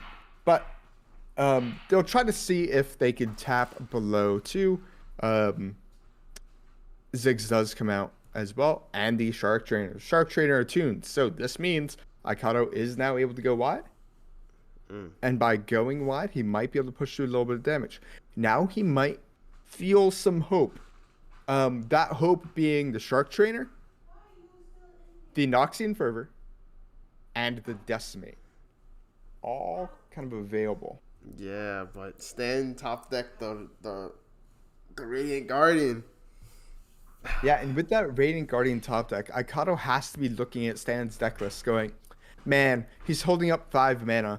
Man, he's on 1 Radiant Guardian. Man, I bet I never play around this 1 Radiant Guardian. And he just rips the attack. That's fully kind of what I expect to happen. Who knows what will happen. The attack does come out. So quite a bit of damage threatened here. We probably will see the 5-2 on Ziggs, and that's what we do see here. The 2-1 Chump is very solid.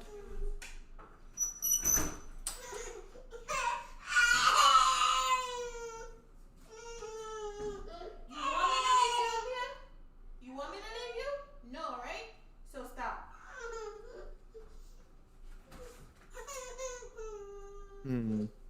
Kind of a tough position here. Stan has to accept that there's some amount of damage he might take, unless he wants to have unfavorable blocks. Yeah. Sit here. I mean, he's gonna be at 10. 10 is not scary, right? 10 is not scary, especially when you have a Radiant Guardian in hand. Yeah, being able to play the Radiant Guardian makes us so much better. Not only does the Radiant Guardian heal for you, it kind of dissuades some attacks, but Aikado might see a line here. If he blocks with the 4-2, he could then play Noxian Fervor and deny the strike on to or with the Radiant Guardian. And if you deny the strike with the Radiant Guardian, That means a few good things. It means that healing won't go through. It means things like Decimate then puts him to 3. You draw a Pokey Stick, you drop a Ziggs, this countdown happens, and all of a sudden stands at like a 1.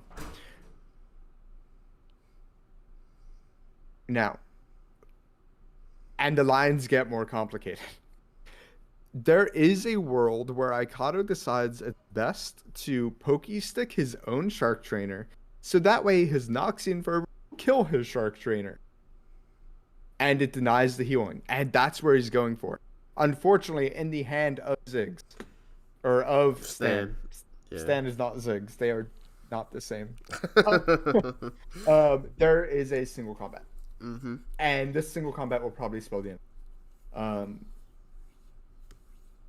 It's so unfortunate for him because he did kind of get this crazy wild line where killing are good. But it's unfortunately where we're at, right? So with the single combat, Stan will be going up to 14 HP. He doesn't have to kill his Radiant Guardian if he doesn't want to with a single. He could single combat the 4-2 to the 6-4. But that denies the ability to heal turn in favor of keeping the Radiant Guardian up. Sharp Sight plus single makes perfect sense to keep the Radiant Guardian up. You heal for 6. Stands up to 16. I don't see an out now for Aikato. I think out of outs. He's a full board. He has some healing. And I think at the end of the day, where he did come down, could Stan find the Radiant Guardian? And if so, he probably gets, right? He's probably able to sustain out through the damage of Aikato. Mm-hmm. Yeah. It is a little unfortunate, but Stan drew the one off, and he's at 16 now. He's at 16.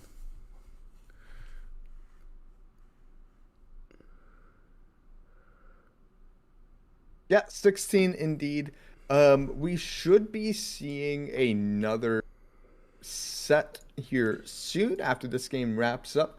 Some updates on the brackets are Matt defeated FNX Wasaruso 2-0. So it looks like our semis are going to be Stan, as well as the winner of Cephalopod and Hell Lemons, and then Kaneki Kan and Matt, which is probably ongoing right about now. Okay. But Aikato, he has this Conchologist Noxian Fervor. Maybe there's a world where he can win. So he plays Decimate, and then he needs to draw exactly another Noxian Fervor and another Decimate.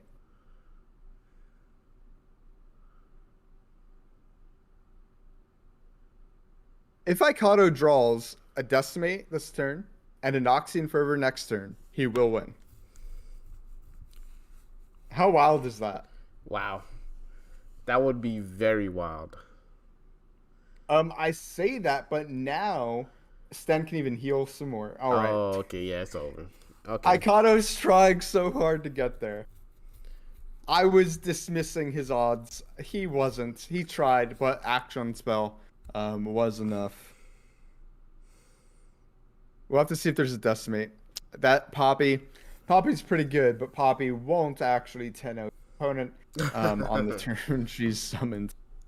Man, and the other top deck was an Oxy. So, oh wow, you know, it was close then.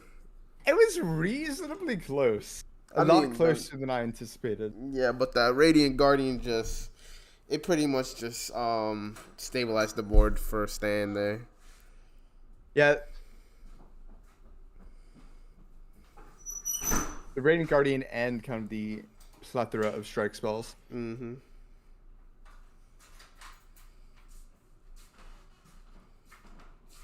All right.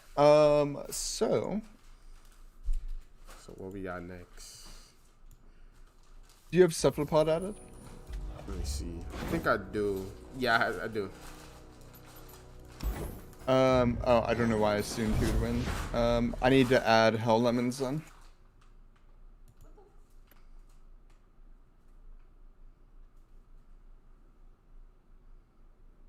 What's up?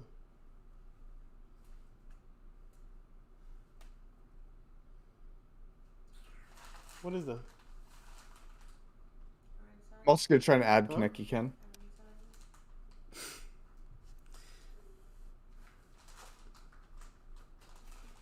Okay, so cephalopod. I kind of spoke too soon. I'm not sure if cephalopod. Oh, Hell Lemons just added me. All right, they're in game. Yeah, they're in game right now. I got Hell Lemons. Yeah, I'm watching cephalopod right now. He's playing the Poppy Lux deck. Mine is clear and get paid. I know where Against Hell Lemons, he's playing Sivir Action. He just played leveled up Sivir. All right, I'm in. Sivir levels up, so let's see what else he's got going for him. Honestly, not a whole lot. Remember to roll. The attack token is on this side of Hell Lemons, so that's something. But that's about it.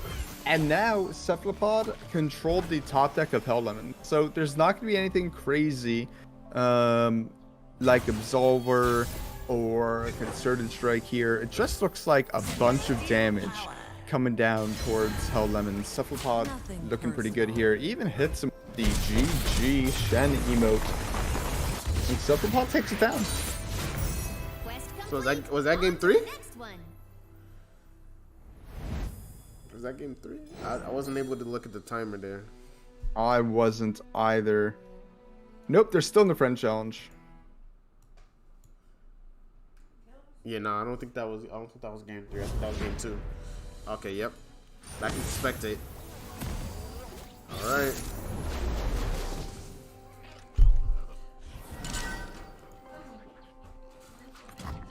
So Cephalopod is now playing what looks to be Glorious Evolution Shellfolk against Sivir Auction. Sometimes the aggressive hands from Sivir Auction are going to be too much to deal with the or for the Shellfolk player to deal with. However, right now Hell Lemons has kind of their mid game in hand. They have the Bruiser, the Sivir, they have a Vagabond. And it's really not what you need to kind of win early aggressively.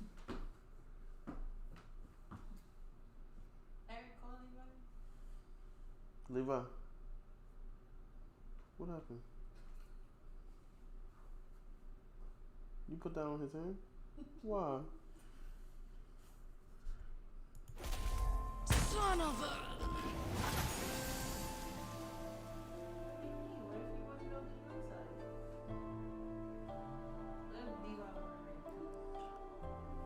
All right.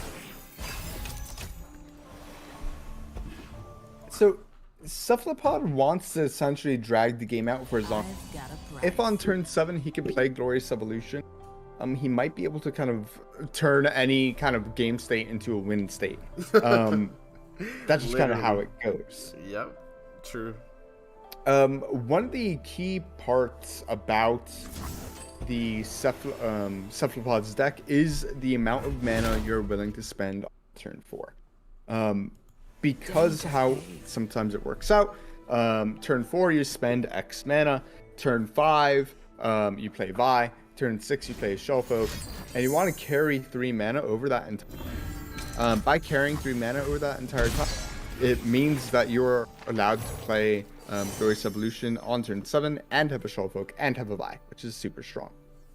But Cephalopod is already feeling the pressure here. By Hell Lemons, he's playing Conchologist. Conchologist is the way that Shellfolk decks like to stabilize in the mid game. Deep breath now. Unfortunately, Cephalopod is on a 3 Glorious Evolution hand. Glorious Evolution, despite it being a 10 mana card, is a 3-up because it is the win con for Shellfolk the vast majority of the time.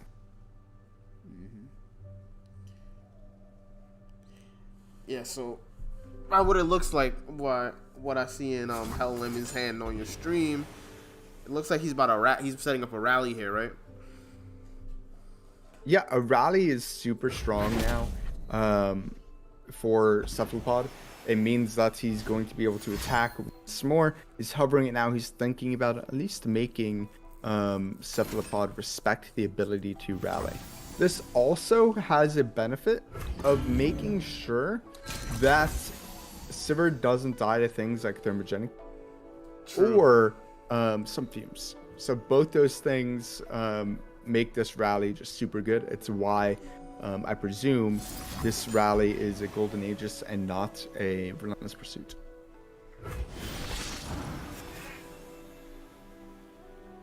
Business as usual.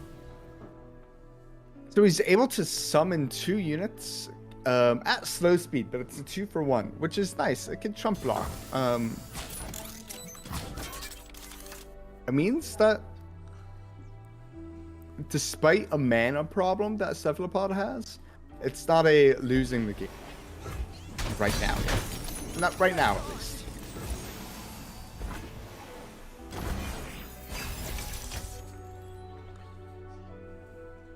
It's a living.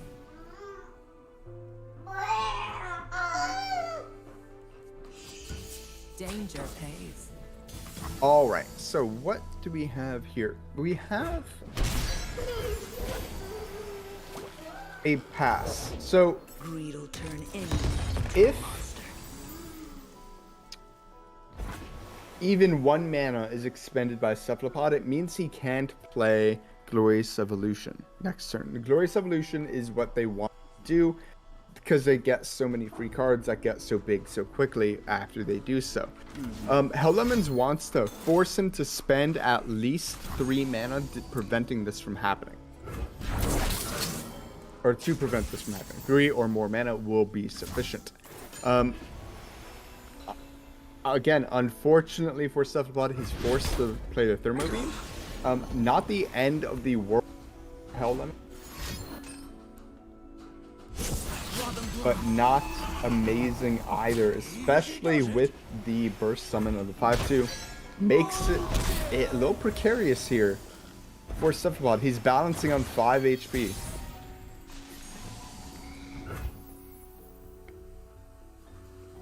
I mean, we're just gonna slam Shellfolk here, right? Yep. Yep, so we slam Showfolk, and despite only having 1 mana, he secretly has a lot more than he could Trinket Trade into Otterpus twice, right? So he could kind of go a little bit wide, which is kind of cool. And not only that, but like, it looks like Helllemons. He's on a Shapestone, a Vagabond, and a Treasure Seeker. It kind of is looking like he's a bit out of steam.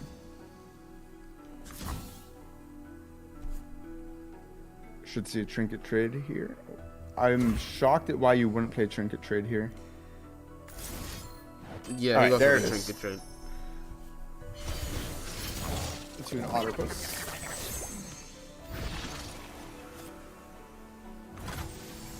Into another Trinket Trade. Oh, he takes the Thermo here. Why? He's just down 1. I don't understand why he's not just taking another Otterpus. My guess is that he has enough to block here. And that's probably it. That's almost certainly it, actually. He has enough to block. And by having enough to block, it means he has... And by having enough to not die, it means this other Trinket Trade might get more valuable a little bit later on. So he's probably going to chump here with both of them. All right.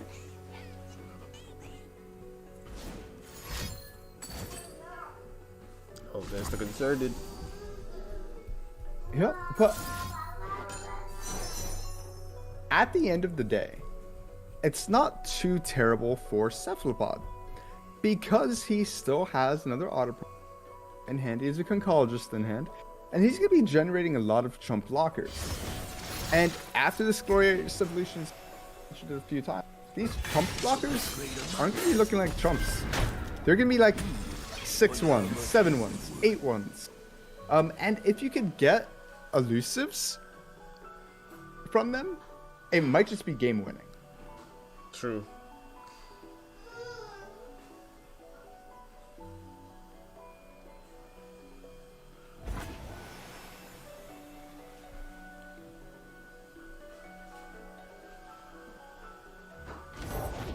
Must be nice living off stolen coin. So he plays a Vagabond here, getting a Warlord's Palace. He goes into the Lucky Find. I would expect a quick attack here. Yeah, quick attack is really smart. It means that the Vagabond can attack into giant, tiny units. Morpidub says the minute Seth finds a Poro Cannon, I think he wins. Yeah, 100%.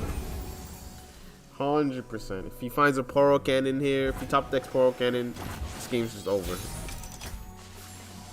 Mystic Shot. So he just slams the Glorious, right? Yep. Yep. Just slams So it. the Glorious Evolution comes down, and he has a billion Otterpuss in hand.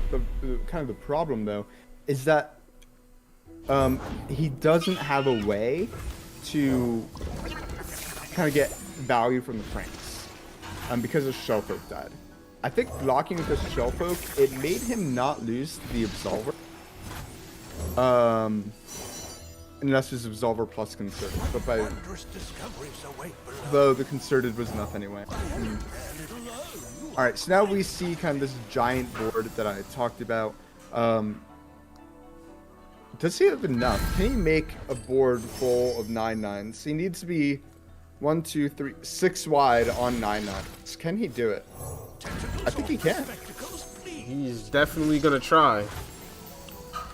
Does he have 8 cards he can play right now? 1, 2, 3, 4, 5. With that Shapestone, he does. He can't steal it, unfortunately, because he doesn't have the Shellfolk. I'm not doing the math. Cephalopod is doing the math. I think this game's just over. Because either way, Hell Lemons has to block. Yeah, he has to trade down his whole board. Oh, and he could just play Mystic Shot on the 2/1. Oh. Oh, yep. So that's GG. That's GG. Oh my, this is an army of Otter Pie.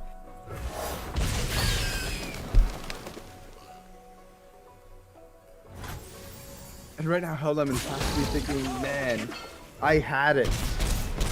He had it, and he looked like he was in a dominating position. Unfortunately, it just wasn't enough. The Otterpuss, the pranks, the Glorious Evolution, too much, and now we're going...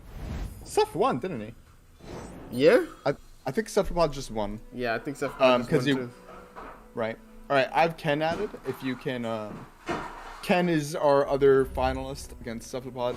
I have to use the restroom like really badly. So I'm going to wait for the spectate section to start, and then I'm going to run real quick. Okay.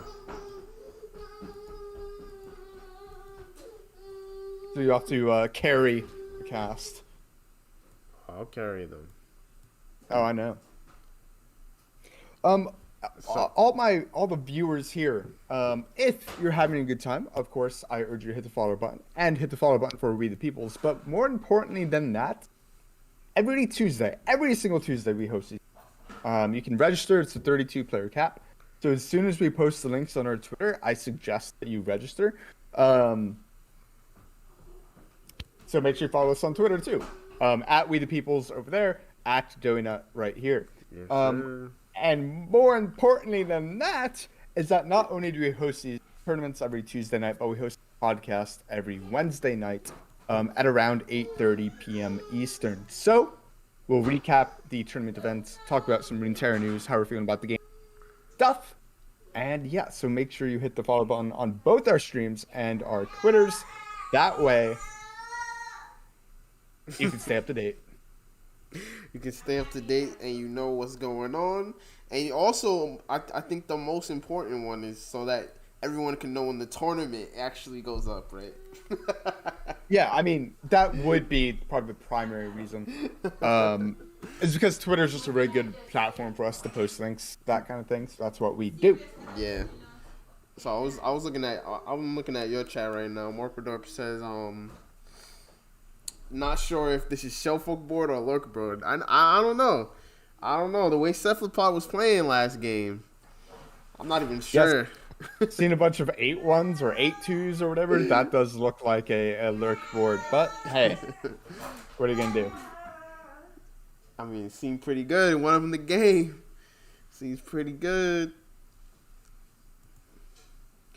All right, so right now we're just waiting for someone to get in game. Just waiting on the finals. Players probably using the restroom or something, or whatever. Perhaps they're adding each other. But wait, I just realized it's Cephalopod against Stan, right? Yeah, Cephalopod versus Stan first, and then whoever loses that goes against third. Ken, yeah, has been speed running this tournament. Yeah, he's working. He's going fast. Because he's already ready. He's sitting there in the finals. He's like, come on, guys. Finish it up. Finish it up. He's already done. He's already finished. So I need to be waiting for Stan. My Yeah. dog is going crazy. Do you need to go outside? All right, I need to let my dog out. No, yeah, it's okay.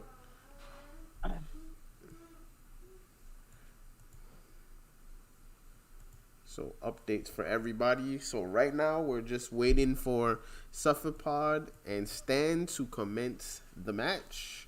Ken Kaneki, I mean I said the reverse of his name. Kaneki Ken is waiting for whoever wins that match and finals.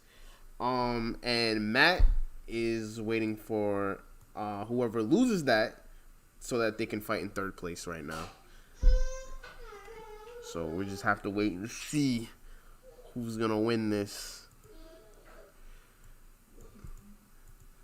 So I'm just gonna bring up Stan's decks right now because I really like Stan's lineup because I think he brought Misfortune Poppy.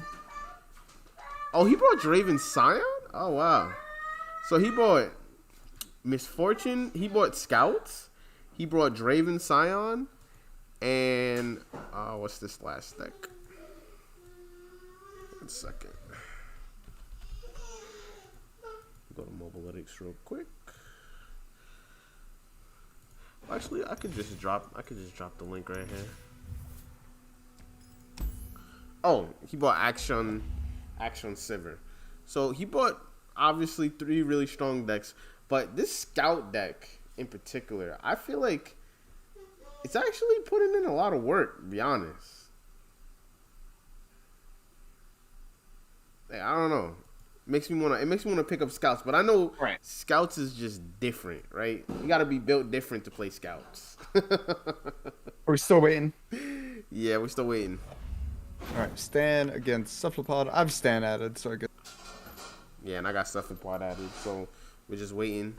Maybe some people had to go use the bathroom, had some stuff to take care of in real life. Yeah. So while we're waiting, I do have to ask, what is your favorite Halloween candy? To be honest, I don't really eat that much candy, but if you were to say if you don't basically what candy did you want, I would say Reese's, 100%. I really like Reese's. Reese's tier 1 pick. All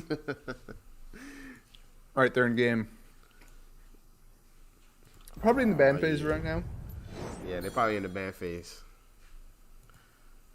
So I agree. Reese's tier 1. I think it's slept on Halloween candy. Milk Duds. All right, I think they get a lot of hate. That's on. And the most overrated Halloween candy is, of course, a tie between candy corn and Twizzlers.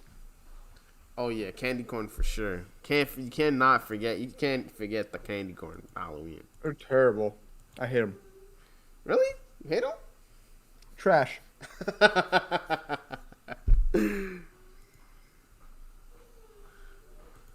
Candy corn and Twizzlers are trash candy. So this week we only had 5 rounds. We only had 5 rounds. Yeah, we usually only have 5. The first round, a lot of people got buys, obviously, because of the skew of the tournament. But second round, I think a lot of good players got knocked out. But now we're here, semifinals. You know it. We Cephalopod have versus Stan. this Poppy Luck stack. Cephalopod gets to play it again. True. He keeps saying it's undefeated in tournaments. What the she? I don't know. Stan's here to play. These scouts haven't been playing today. Yeah, so we get that Fleet Feather Tractor coming out. It kind of makes development kind of weird for Cephalopod. I do not break rules, I bend them slightly. Stan gets to develop the action on turn 2. It's exactly what he wants to do. There's really no punish available for it. We get an Autopus. It's just a blocker. Prevents Cephalopod from taking any unnecessary damage throughout he chooses to go. I like that emote game. I like that amazing emote game coming out here.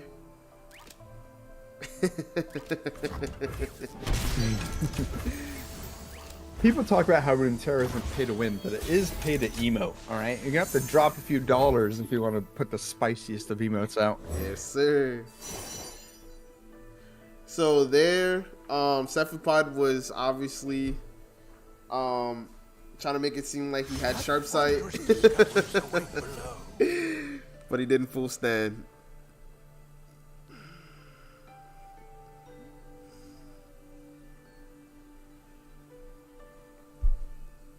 Alright, so he took the Tricky Tentacles, which discards your opponent's lowest cost card. yeah, and when they're on a 4-card hand, it's a pretty good play. It's card for card. It does hit a Shapestone. That's Shapestone. So it's like pretty good for a Cephalopod.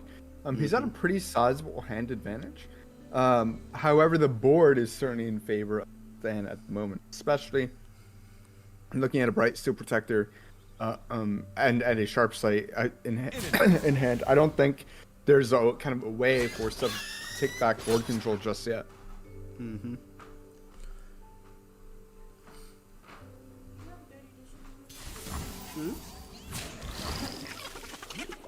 No. I only have plastic cups over here.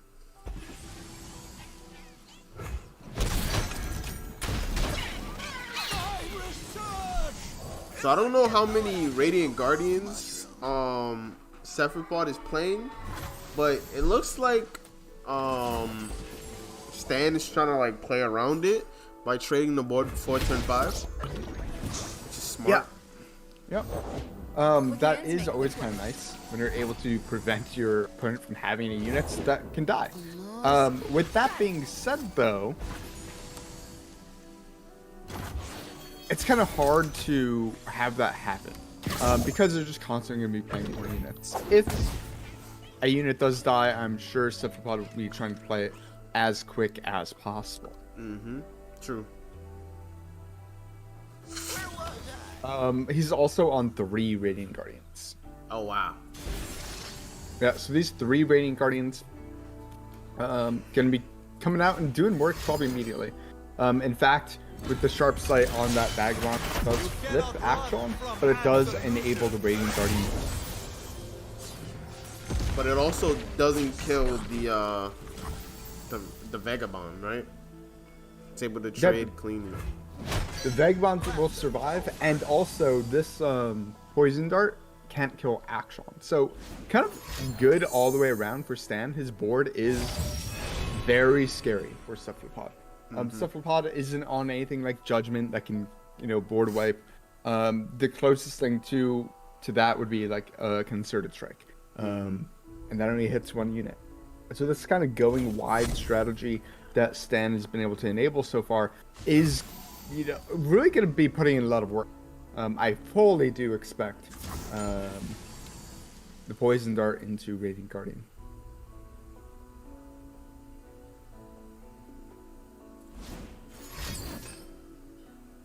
Oh, he's keeping that alive. Yeah, keeping it alive seems to make a lot of sense. And especially because now, keeping it alive means he could just kill it. Action spell on that Vagabond is now active. It's going to be able to kill this Radiant Guardian. Radiant Guardian will not heal. Oh, wow. And we're looking at an open attack here that's pushing 6, 8, 10 damage based off my quick math. Yeah. It's a good amount of damage. But do we take it? That's what Stan's thinking about. He's thinking, do we take this damage? The best... So he's trying to think, like, what's the best thing my opponent can have? And that's probably, like, a Lux, right? Lux would be super annoying for Stan. So he thought about playing the Waking Sands, decides to go with the open attack, guaranteed the 10 damage instead of a Lux only guaranteeing something like 7 damage plus losing an Auction, or 6 damage with Auction surviving.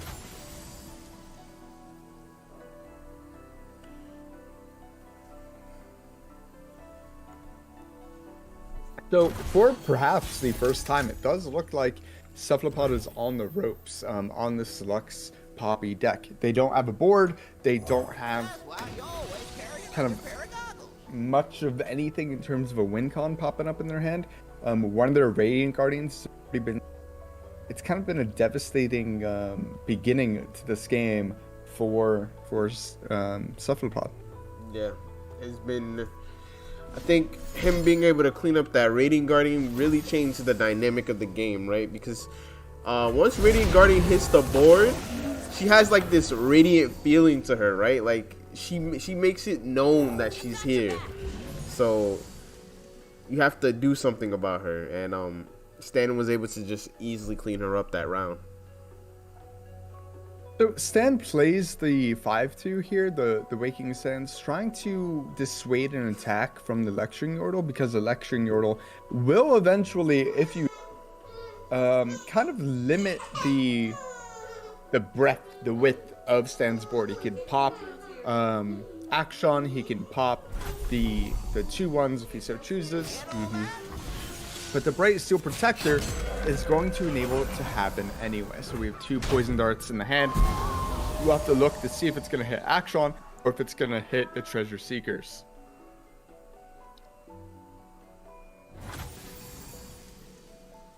That is true. I think we want to take care of that quick attack, right? So I think we want to hit Action, because at least these 2/1 Treasure Seekers we can trade with, but this Action we will almost never be able to trade with. Okay, well, Cephalopod says nope. Whatever the caster says, we're gonna do the exact opposite. Yeah, I know, right? I think this is probably a good choice, because you could always just throw the Lecturing Yordle in front of the Action and see what happens. And the Auction level up, getting the Warlord's Palace, is kind of why Auction's good. And he's already done that, so it's just like, if you kill him, cool, I guess. You're covered.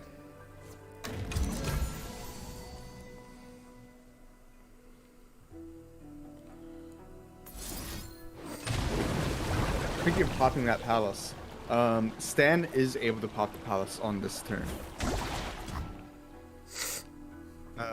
If he uses Auction's spell now, perhaps on the 3/2, it will be enough to pop the palace. He can draw 2 more cards. He might draw into something like a Rally. He might draw into a Sivir. Either way, it's not really looking good for Cephalopod, because Stan's getting this hand refill available to him now.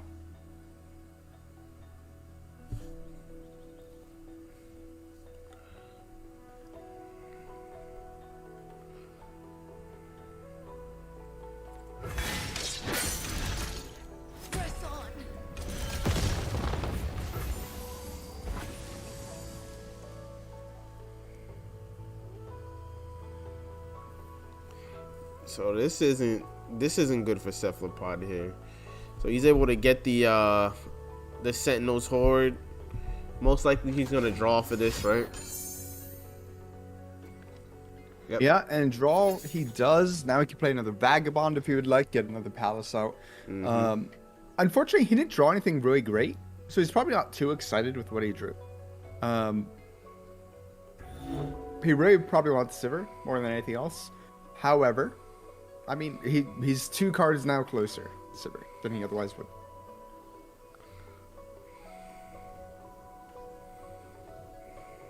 We're starting to get late enough into the game that I mean, shut up and fight. it's possible that Cephalopod's deck is starting to come into its own.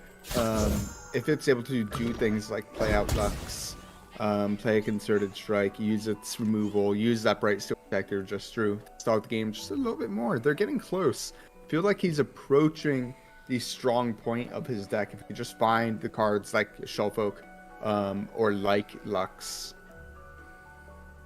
or even Poppy. He hasn't seen Lux, Poppy, or Shellfolk yet this game. Yeah. He hasn't seen any of his power cards yet.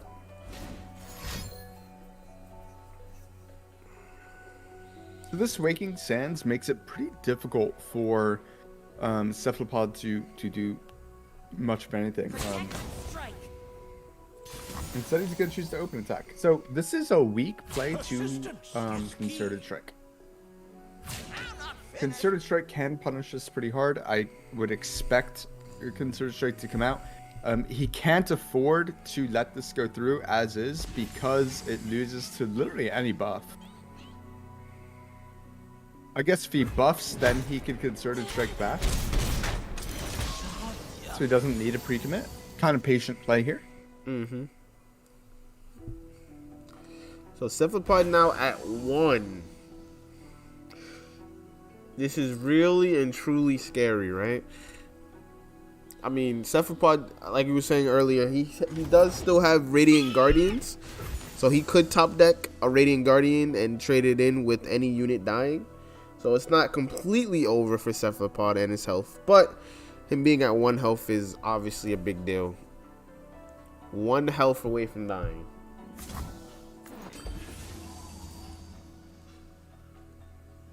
Yeah, nice little group shot there. Maximum value.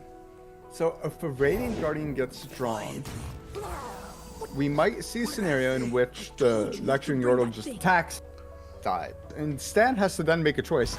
Am I going to block this Lecturing Yordle? And if I do block the Lecturing Yordle, what is the outcome of that?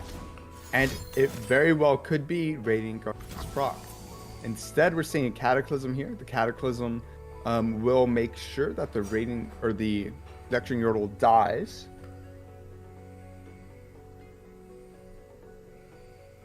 A Sharp Sight could trade them 1 for 1. That is true. If he cashes in Sharp Sight here, it does trade 1 for 1. So I think if I'm Cephalopod, I try to see if I can Trinket trade into a second Sharp Sight. If you do that, then you use a lot of resources, but you kill the Bruiser. But it does make your Shellfolk worse.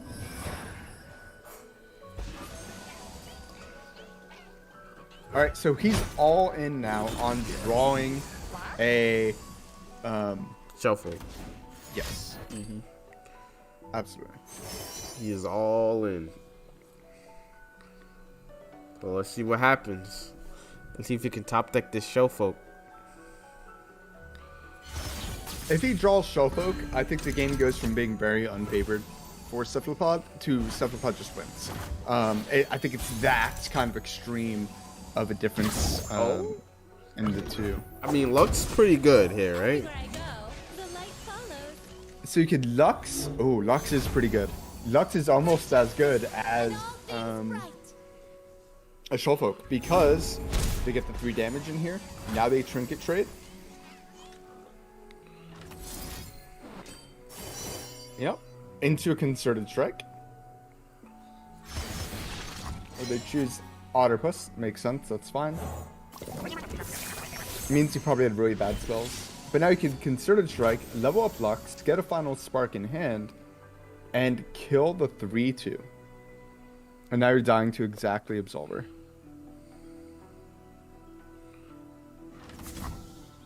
How unfortunate.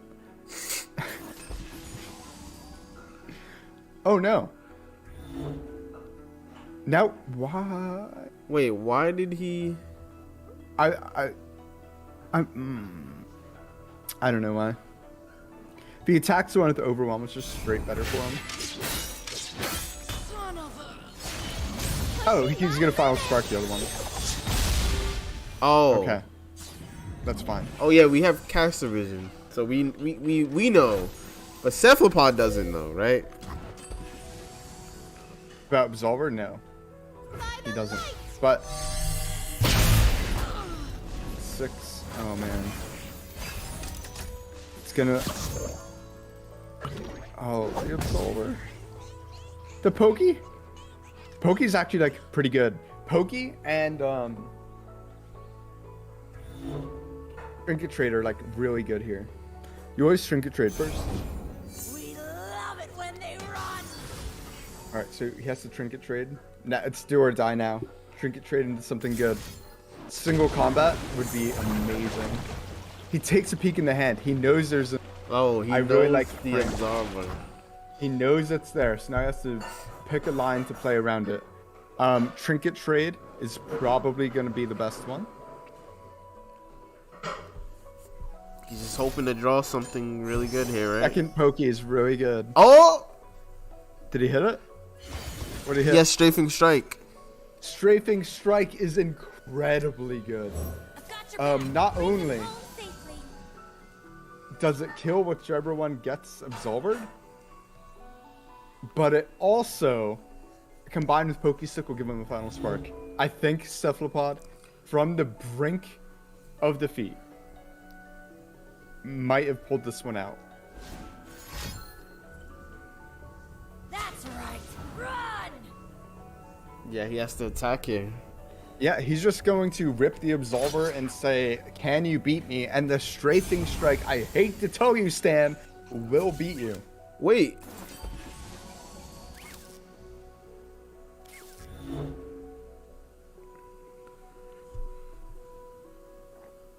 That's just enough damage. Oh, yep. Yeah, it is. Oh, wow. It's just enough. Wow. Taken. And then we do it to face, right? Yep. Wow. It's just enough. Wow. That should give him a Final Spark, Yep. which I don't know if that's good. I mean, he think gets Final technically Spark one- face now, right? I guess that's win on open. That makes sense. Yeah, makes you win on the open, so it is good. So this deck is still undefeated in tournaments. Yeah, I mean, it's almost unfathomable how Cephalopod was able to pull that one out. He found one Lux, no others, no Shellfolk, no Poppy, nothing else. He found a Lux He found one Lux. and was able to win. Yeah. Really, really kind of cool that Cephalopod is able to have so much success with this deck.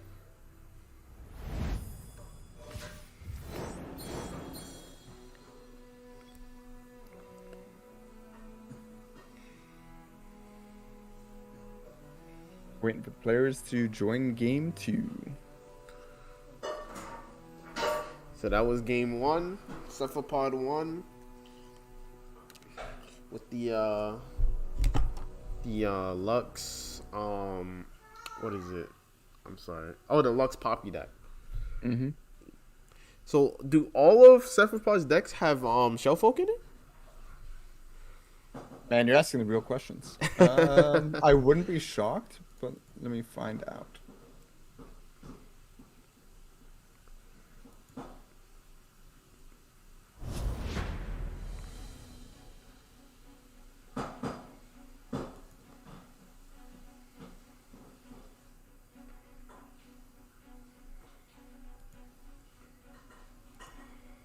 It's on at least 2 of them. Yeah, at least 2 of them definitely have. I'm checking. The third. The third was Draven Son. Looks like Draven Son got banned. So, another Shellfolk deck. Can Scouts take down this Shellfolk deck? This iteration of it looks like Glorious Evolution, which we saw, a moment ago against Hell Lemons.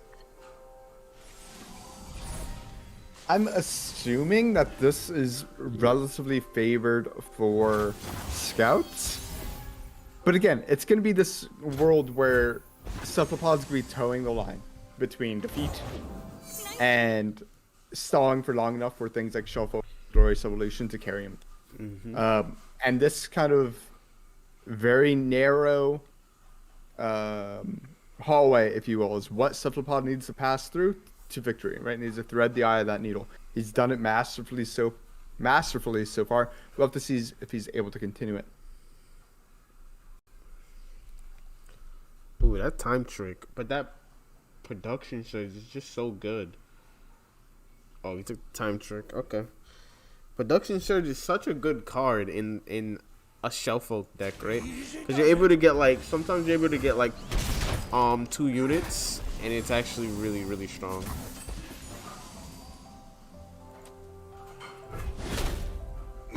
Takes a little bit of damage there, but he kills the 3/4 in return. He's at 4 mana now. I think he wants to pass here.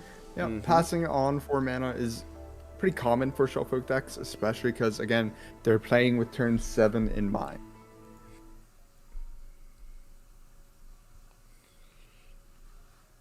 So right now, Cephalopod's probably pretty happy. He plays an Autopus, he plays Sunpork Fumes, and this Poppy's dead.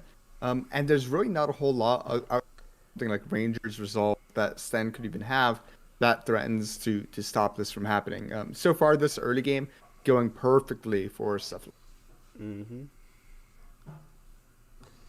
Everything looks to be going according to plan for Cephalopod. He also beautifully has the Curious Shellfolks ready for turn 6. Yeah, and I can't help but think once Shellfolk hits the board, the game kind of ends for Stan. He's been having a lot of success, I think, both on ladder and on this MF deck. No prey. No. But I don't think it's going to be able to get through. I truly don't. I think that the Shellfolk is just going to be applying too much pressure on turn 6. Glorious Evolution, currently anyway, is not in the hand of Cephalopod, which means that he's not super needing to be banking tons of mana. He just needs to make sure he lives.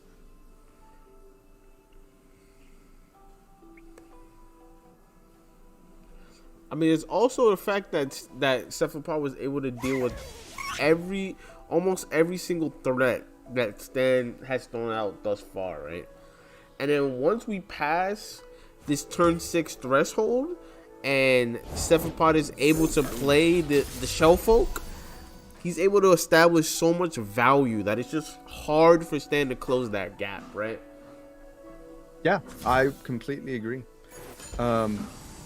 Ooh, so I thought that this Poison Dart was heading for Misfortune side. Because if they attacked with Misfortune, you could block the Ecologist and the Poison Dart, and then you maybe kill it. But instead, he's opting to take 1 fewer damage from the impact. Or he's actually just choosing to keep the Autopus alive. It ends up being the same amount of damage because the impact of the strike. Oh, he top decks the Glorious Evolution. So he's gonna slam this Shellfolk here. Yep, so he now needs to just spend enough mana next turn to not instantly die. I'm expecting we see a Trinket trade into an Autopus, into another Autopus, into a couple Pranks, and then next turn he just needs to kind of spend enough mana to stay alive. Hopefully he banks at least 3. If he banks at least 3, he'll be able to play Glorious Evolution, and from there it gets really hard for Stan. Wait, hold on. I see a line where Stan To me. Stan can level up MF this turn. Oh, he didn't go for it though.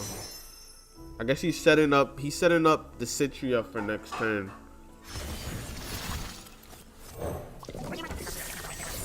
Yeah, and with Cythria, that means that right now the only thing that can block MF or the Poro or on the second attack Valor is right now the Shufflefolk.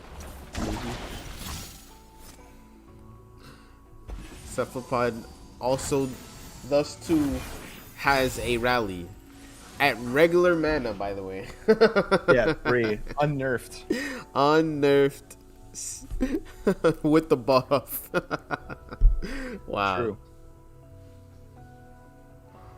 So this attack, right? This attack from Stan, it's not a small attack, right? But we just have to find out if Cephalopod is gonna be able to defend against us. But this is no small attack here. It's not a small attack, and with a Fortimacia coming out, I think Stan is almost swinging for the fences, if you will. He knows that the only blocker right now is a Cythera can be chumped, Shofo can block, but nothing else can block because of how Fearsome works, right? So it's causing some problems now. With a Sharp Sight, he now has another Fearsome blocker. And now he's invoking, or manifesting, I should say, an additional spell. Let us take a peek at life beneath the waves. Right on!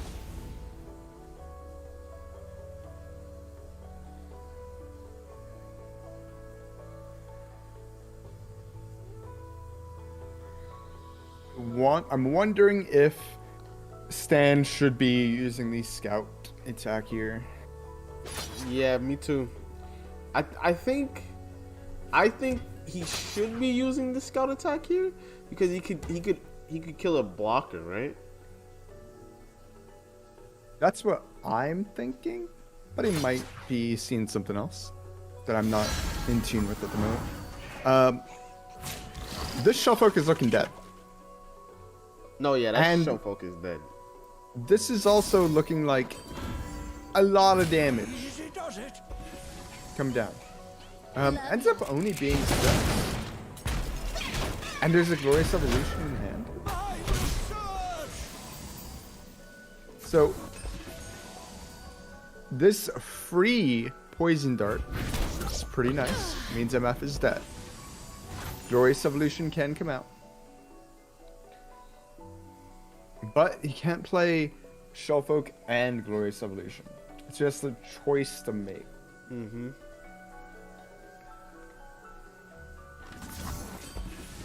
Alright, looks like he's gonna go with the Shellfolk next turn. He'll have exactly 10. Oh man, the stress, it's getting to me. I've also been staring at my computer for 11 and a half hours streaming. That's getting me too. Brain mush. Alright. He's going for the Glorious Evolution there.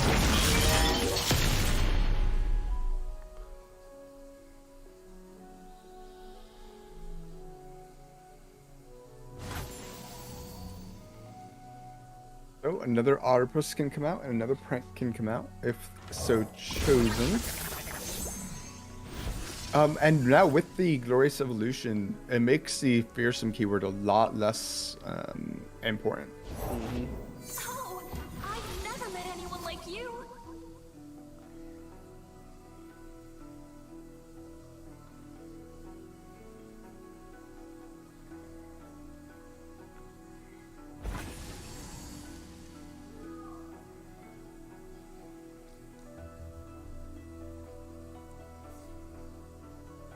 The Demacian soldier is worth 10 foes. More important than the Fearsome keyword is just the sheer amount of units on the board for Stan.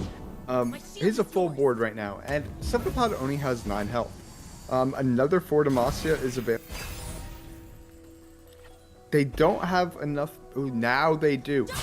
With that top deck of a Golden Aegis, they can rally this turn as well. So it's unclear who can come out of the side. Yeah, no. Cephalopod doesn't have enough blockers here. Yeah, absolutely. GG for Stan. They're going to game 3. It looks like Stan needs to win on the deck he played game, which was Silver Auction against Shellfolk.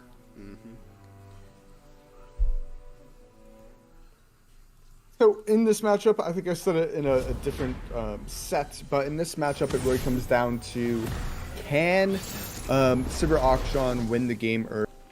Rest of hands. Means they might want to keep a rally. They want things like Treasure Seekers. They want things like Merciless Hunters. Those are the keys. I think that Stan might ship back the Radiant Guardian in this matchup. He does not really need it. And maybe even Sivir.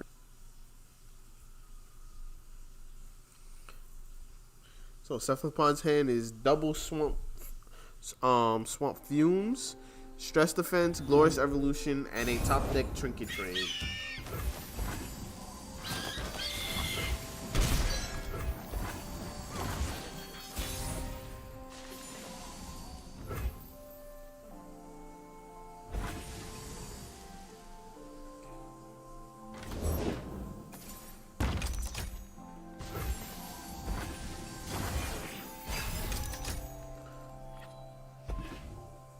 So, Stan doesn't really have that aggressive of a hand. He's, again, his very kind of mid-game centric hand.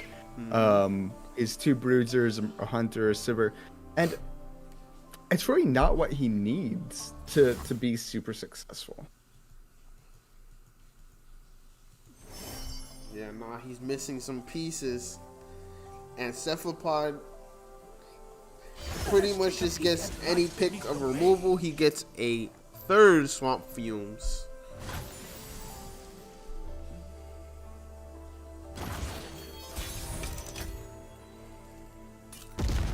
Yeah, 3 Swamp Fumes is a whole like suite of removal. I mean, he's suffering from too much removal, if that can even happen.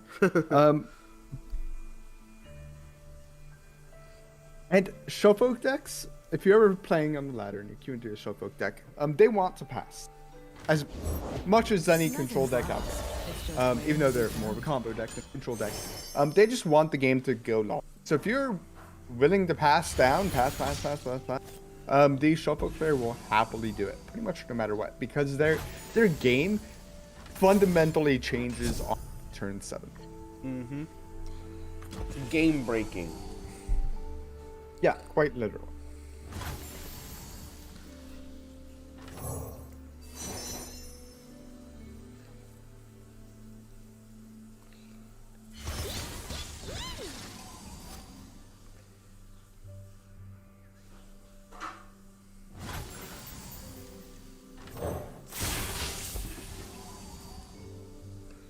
So Cephalopod gets the Serpent from the telescope.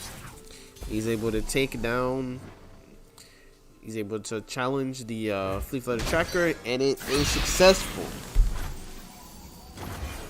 Yeah, kind of a good start for both players. I think Stan definitely wishes that he had kind of just more accomplished so far, but they're not hurting too bad.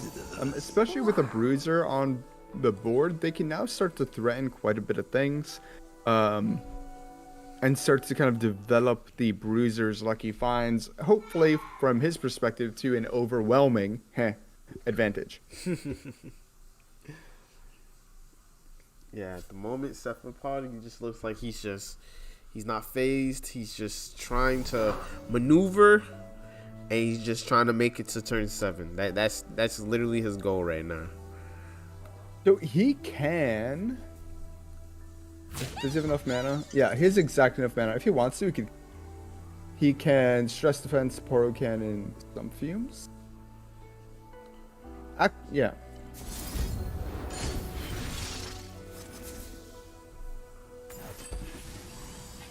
Alright, instead he's going for the Poro Cannon, some fumes on the Vicorian Bruiser. It means that the Bruiser is likely to die. It could be responded with Shaped Stone. Which Stan does. And then we get a second Sumphiums. Again, second Shapestone here. Actually, is not enough to make it survive the strike. But it does get a strike. Which means it would push 9 damage towards Sivir level up. And get a Lucky Find, which I think is probably worth it. Big Stan thinks it's worth the it. same. Wonder how much this is worth. So now Sivir really wants Overwhelm. If Sivir gets Overwhelm, she's super happy. That's kind of the best find for Stan. And Stan's options are indeed Overwhelm, Quick Attack, or +2 attack. Likely, very likely to be Overwhelm. Going with the +2. With the +2, they have the Absolver in hand, which means that they're not necessarily relying on that Lucky Find to get Overwhelm. So he's taking the extra damage, trying to find that OTK.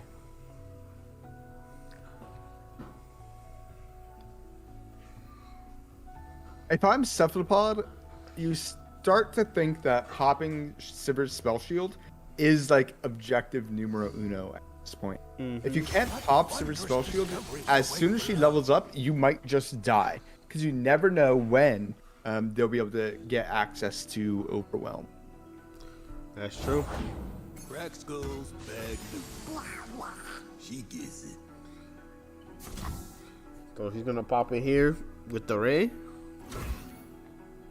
He's gonna pop. I'm pretty sure he's gonna play this Death Ray. He's probably just thinking about what are some of Stan's outs. One of the problems with Death Ray, and probably the main consideration here, is that you never want to draw the next. You never want to draw the level 2. When you draw the level 2, you're sad. That's a bad time. Straight up, not a good time. But it does pop the Spell Shield for only 1 mana, so that's like kind of good. Oh man, it's tricky. I mean, here You're covered. he does have stress defense. Oh, he's just gonna go. Oh, he's just going for the Glorious Evolution right here. Yeah, he's 100% all in, and he's also 100% dead. Yeah. Because Stan has the Absolver in hand, he also is in hand, which means that he can't be doing, or he'll be dealing so much Overwhelm damage that the game is just gonna end. Sivir will level up.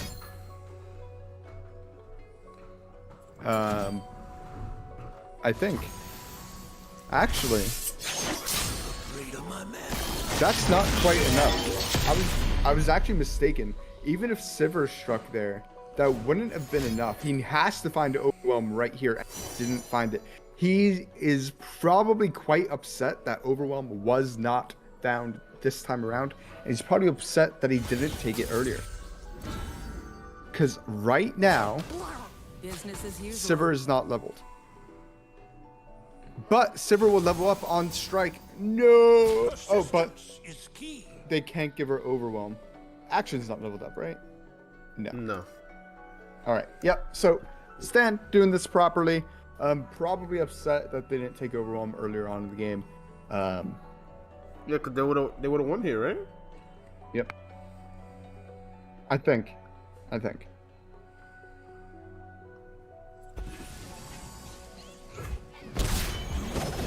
So they're leveled up now. They just don't have access to Overwhelm right now. But next turn they do have Cataclysm, and that might make it enough. I mean, The well, question is- they have Cataclysm this turn. They really wanted to. They don't have Overwhelm right now, though. Oh yeah, that's right. They don't have Overwhelm. And they missed Overwhelm again. So the question is going to be, can Cephalopod combo out here without giving Stan a priority?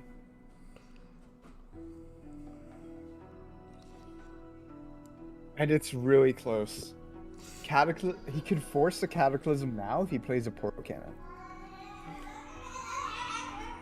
I mean, but I don't think he has a way to win, right?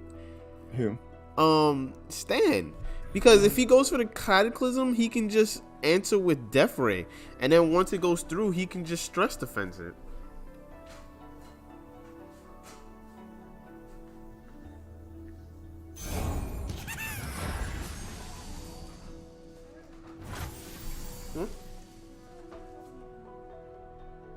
We got 2 more matches. All right, so without that Cataclysm coming down now, Cephalopod needs to combo out without giving the priority over. So, yes, I think you're absolutely right, actually. Yeah. Yeah, I think you're right. I think this game is going to... I think you see these Sumphiums. It could be played right now. The Death Ray. He could play the Death Ray right now, and then... Oh, that works too. Death Ray. And then... That is perfectly fine. And then he stress defenses after the Cataclysm goes through. Yeah, wow. And then he wins. Yep, and then he wins. Because there's nothing Stan can do. Yeah, Stan definitely should have taken over up there. Wow. Yeah, it was really greedy. He thought with the +2 attack he would be able to level up Sivir a turn earlier. Unfortunately, Sivir wasn't leveled, and this stress defense that's been sitting in the hand of Cephalopod since like turn 3 is coming up huge. So that Poro's dead. I thought there was, maybe it got played earlier and I missed it. I thought there was a simple map in the hand of Cephalopod. Maybe it was last game. And a Shellfolk. Oh, that's Shellfolk. Oh, wow. I didn't even see that. They just top decked it with a time trick. Oh, wow. I think. So now with the Shellfolk out, it means that they have access to so many more to play. Unfortunately, those cards do not include... Oh my god, they do include. That's a 1-mana Merciless Hunter. I forgot about the Glorious Evolution. Yeah. Combined with the Shellfolk. Mana reduction. So he's just gonna go. He's just going off now. Yeah, he's gonna play like 30 cards. Is this finals? This is semis. This is semis. Arda's gonna make a meal of them. And he's done it. I think Cephalopod's just won. I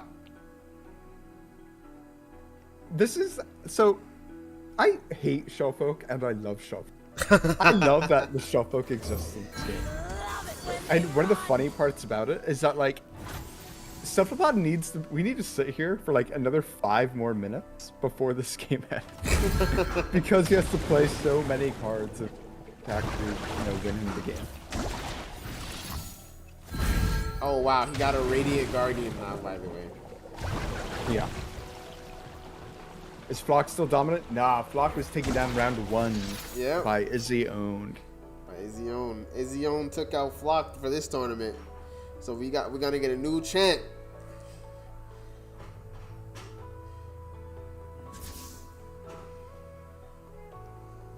So now this Some works, or some themes, the 5-3 here. That looks pretty good.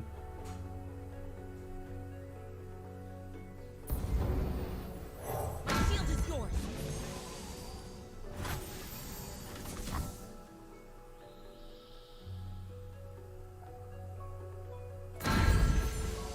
wow.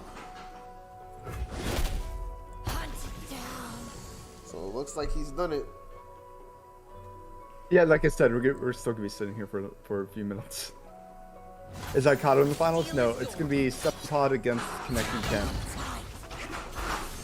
Aikato lost to Stan. Yep. Aikato lost to Stan. And the 20-0 OTK with Glorious Evolution. Cephalopod in the finals. This is as far as he's gone, right? It's first finals appearance in our tournament. And again, it's on the back of Shellfolk. He keeps telling people on Twitter, hey, this Lux Shellfolk deck is like really good. And when are people going to believe me? It's undefeated in tournaments. And it's still undefeated. As far as I know, maybe he dropped the game early. but at least help take him to finals. Nah, it's been looking really strong. Okay, I had the hardest lineup. Yeah, Ikato just came in hot. Those games with Ikato was so fast. They were fast. Goodness. All right, so it's Cephalopod against Ken. I have Ken added. And I have Cephalopod added. Cool. Oh man, I need to take my headset off for a second. It's been on my head for too long. All right. We also have Stan and Matt fighting for 3rd place. Woo. All right, chat. Coming in on the 12-hour mark. Wow. I wish I could stream for 12 hours every day. That is a long stream. Yeah, that's why I could. My volume's up loud enough. I could barely hear you. I had to take my headset off. My head's like pounding. Like I never felt more like a noob. Don't worry. Ikato's he's just what was he, 7th or 8th? He's just 8th in the world. Yeah, I mean he made top 8 in Worlds, right? He's just 8th in the world. That's the money stream.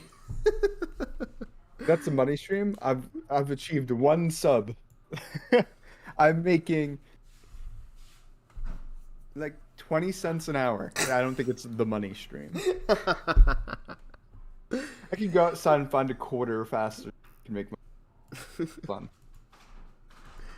All right. Speaking of being fun, You going to sleep? I need to drink some Diet Coke. Hmm? All right. Are they in game? Oh, okay. Not Almost. yet.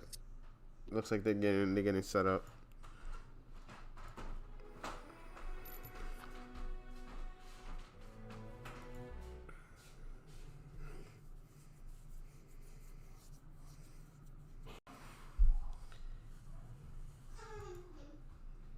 All right. The headset break is over. It's going back on.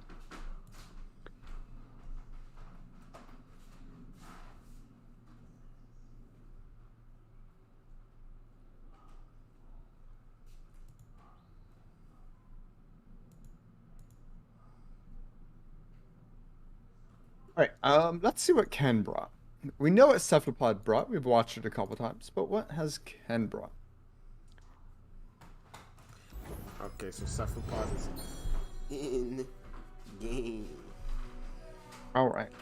So Ken brought Pink City, Draven Scion, and Ziggs Poppy.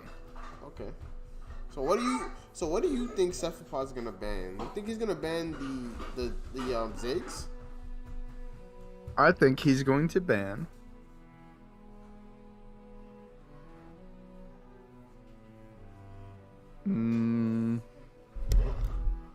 I'm not sure. Because even though his 3 decks they're kind of tailored for aggro, I don't think they're favored into aggro, right? Yeah, like they're pretty good into aggro. I think he's gonna ban Ping City. He's gonna ban Pink City. Okay.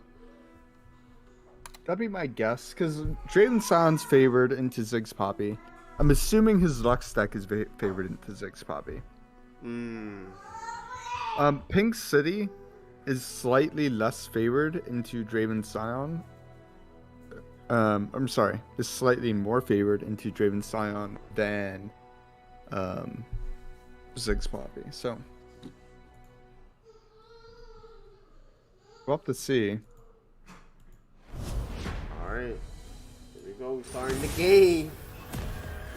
So it looks like we got Cephalopod playing on the. Is this the Lux? Yep, he's playing on the Lux Poppy deck. And we have Kaneki Ken playing on Draven Scion. So Cephalopod's hand is looking like Pokey Stick, Bright Steel Protector, Sharp Sight, and Lux. So he does have the Lux for turn 5. He has the engine. Yeah, and not only that, but Ken is attacking on turn 5, and Lux is really good at blanking attacks because she comes down with barriers. So that's kind of a point towards Cephalopod here. He also has some Pokey Sticks, which are really good for dealing with the annoying things like the Boom Baboon, my Urchin, or even this Daring Koro.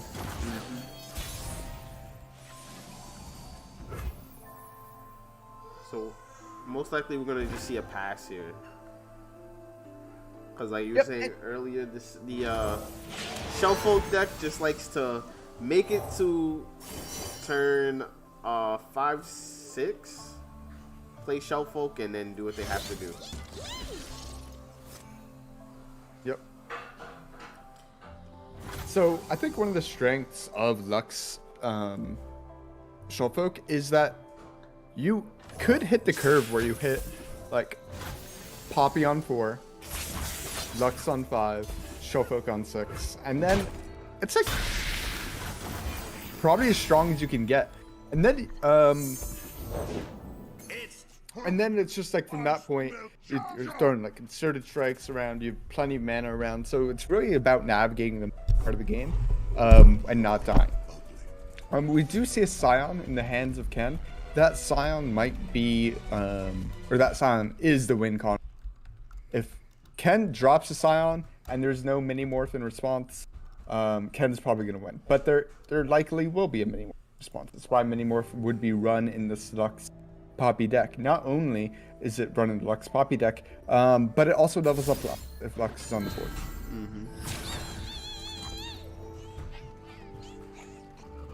I like this Sharp Sight here. It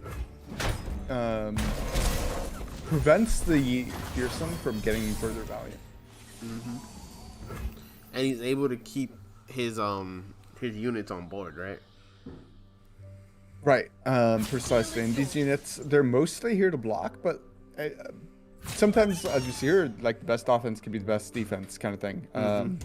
If Draven blocks, you're pretty happy, especially if Ken isn't on. I can actually check Ken's. Is he on survival skills? He's on 2 survival skills. Now, Death can probably put him off survival skills, not being in his hand, or else he probably would have ripped it there. Yeah, true. And there's the Poke value. I mentioned it hitting a Boom Baboon, and there it goes. Feeling pretty good. So far it looks like Cephalopod has just been able to just clean up all the units that that Ken has been able to play here. Now we're cooking. Okay, it looks like he's gonna set up a nice attack. Ken is gonna set up a nice 5 damage here.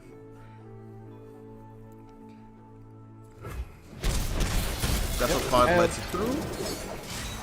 We had mentioned in a previous series of Cephalopods how important Radiant Guardian is. I think that kind of holds true in the Draven Scion matchup. If he's even able to heal just a little bit, it might be sufficient to kind of staying the power or the aggression from the Scion dropping on 7. Most definitely.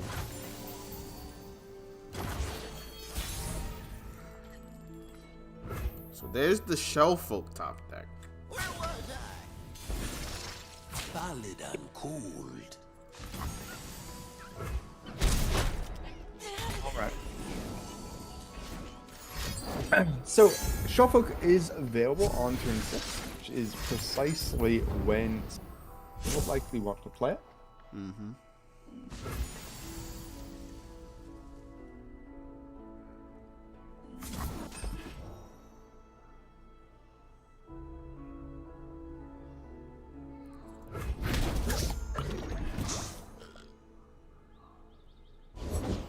Anything else? I fight for the fallen. Oh wow, he got the Radiant Guardian down there. That's a huge deal. Radiant Guardian definitely adding a whole bunch of pressure to Kaneki Ken here. Especially because it doesn't look like he has the challenger in hand to maybe change where the healing happens. So he has to be very careful here. Ken has the Scion to play on 7. And now Cephalopod has to answer it. Yeah, and now with this Scion coming out, we're looking at the hand of Cephalopod. We do see Lux, but we don't see Minimorph. Mm-hmm. Right. There's no Minimorph. So this Scion alone looks like he'll be pushing 5 damage, and that's if Lux blocks. Subtract, 4 from that to account for the healing from the rating card. That's 1 damage. Plus the kind of the 5. Well, maybe not 5. Let's see. Plus the damage from Draven and the Zonite Urchin. Alright, so it looks like a grand total of like 3 damage gets pushed here. Brings Cephalopod down to 6. He does have Shellfolk available, but I'm not sure how great Shellfolk is at the moment. Very likely to come out, right? It is the win column. He does have the Loping Telescope and the Trinket Trade.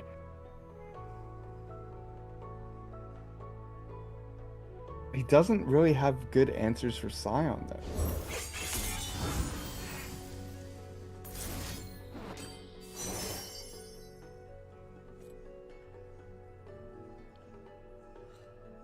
Wait, I'm just curious. Does Purify work on the thing that Scion makes? No. Okay. Scion the Returned is considered a champion. Okay. Oh. So Ken's gonna rip the get excited here so he can be able to rally and get an attack. So I don't know how I feel about this. I mean, if he had another Scion, then maybe. But like, he doesn't. So all Cephalopod has to do is play Bright Steel Protector onto the Shellfolk, and then like Sharp Sight it, and all of a sudden that's only 2 damage that gets pushed. I think this deck is just undefeated. Oh, he's putting out the Guardian. That's reasonable as well. Yep. Wow. This deck is undefeated. Yeah, he's trying to tell people on Twitter. I'm gonna have to go like tweet at him after this game because like at this point people need to start listening to him. It's a real deck, and not only is it a real deck, it's a darn good deck. You have to play it well. It doesn't have the most obvious lines of Cephalopod, but once you get a few games under it, he thinks it's pretty good. Maybe I'll play it after the tournament tonight. I do have to take a short break though. My brain is pounding. Okay. No, not now. I mean, after the tournament. I'm not gonna quit. Oh, okay. I'm not gonna not finish. After the tournament, I can take a break, but then the tournament continue. Nah, that's understandable. I didn't know you were streaming all day. I did not know. I can stream all day tomorrow too. Oh, really? Yeah. Okay. I'll tune in. I don't have to work this week, so. Oh, okay. Yeah, no, I didn't know you were streaming because I've been next to my computer all day. I've just been at work because my computer, my actual like computer that I use for entertainment is right here, but then my computer for work is literally right next to me. So it's like You work from home? Yes, I work from home. Nice. Yeah, something recent though. So cool. So this is a mirror match. Yeah, so it kind of makes sense for Ken to ban the Glorious Evolution deck. The Glorious Evolution deck wasn't made to counter this, but it counters this pretty heavily. So we do see the mirror. Who's attacking on odds? It looks like Cephalopod's attacking on odds, so he gets the first Scion on the field.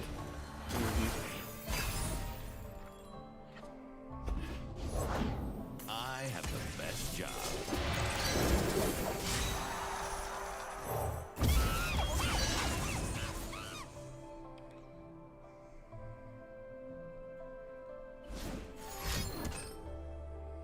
Time for the moneymakers. Goddesses need victims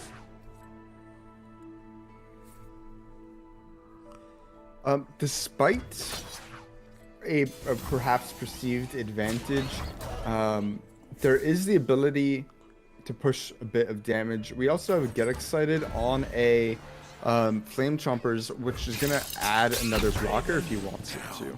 Instead, it's just going to be used to kill the Draven.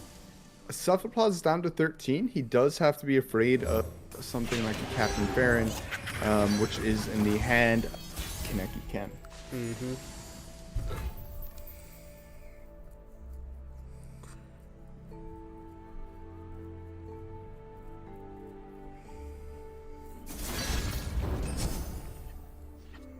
Looks like both players are just trying to take the most aggressive route to victory as possible. So Cephalopod's probably trying to angle to win on turn 7 when he drops Scion. If he's able to do that, he'll win. And I don't like that he... Actually, he has another one. I was about to say I don't like that he discarded the flock, but with the second flock, it does help him kill his own Scion easier to rally on turn 7. So it's very likely that we see that come into play. It's going to be a question of if it's enough to OTK or not.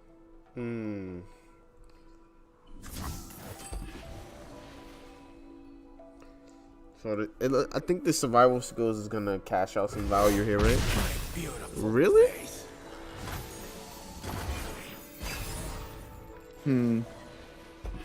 Oh, a perfect draw for Ken. Now he can Boom Baboon into a 2-mana guy whose name I can't remember. Great Physician. Draw a unit. Hopefully, from his perspective, that unit is a Scion. But yeah, definitely looks like he's setting up to win the game. And by he, I mean Cephalopod. If he plays Scion, Scion's not leveled. That's a problem. Yeah, Scion's not leveled yet. So I think he needs to play Scion not being leveled is actually kind of a big problem.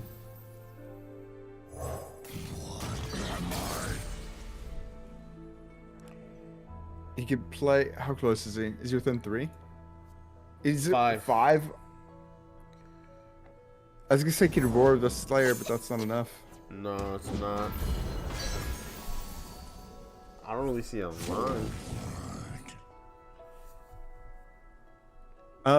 Despite not being able to win on this turn, it doesn't look like he can stall out a bit because he did find the Rapid Sentry, which means that a opposing Scion isn't threatening the end game. Neither is fair.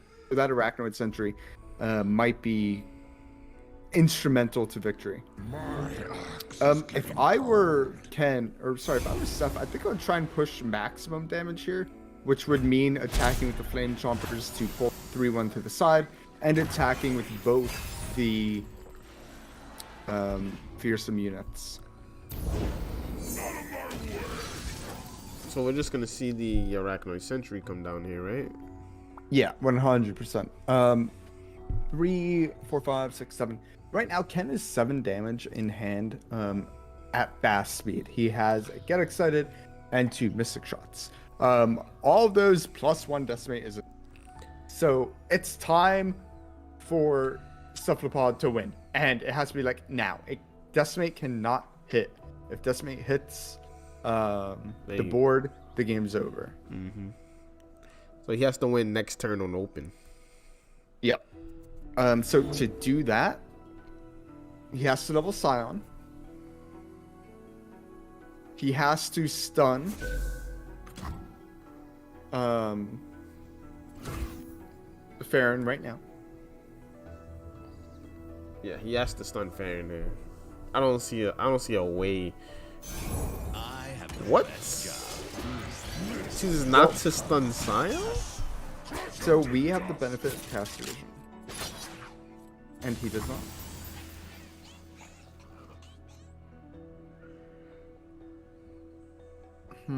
So, how does he work himself out of this situation? Name on it. So he plays War of the Slayer to level up Scion and What are take you one waiting less damage. for? Then he can open 6. I think he's dead. I think Ken's taking home the mirror match. Yeah. Nah, he had to Arachnoid Sentry there. I think what he was thinking was that he wanted to Arachnoid Sentry on his attack, but I don't think he could have. Yeah, and he doesn't know that Ken is on a burn heavy hand, but he does know that he can't tap below 4. Yeah. Right? Exactly.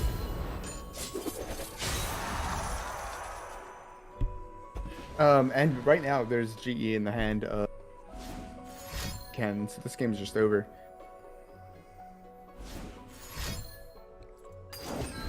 There it is. Yep.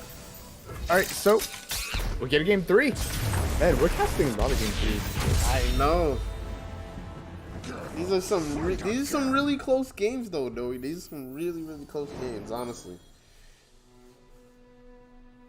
So it should be Draven Scion versus Ziggs Poppy. I think that's where it's probably going to be, or Cephalopod. And that's where Cephalopod probably wants. Man, I'm cold tonight. It is indeed Ziggs Poppy coming out for Ken. Favored for Scion. Just straight up favored.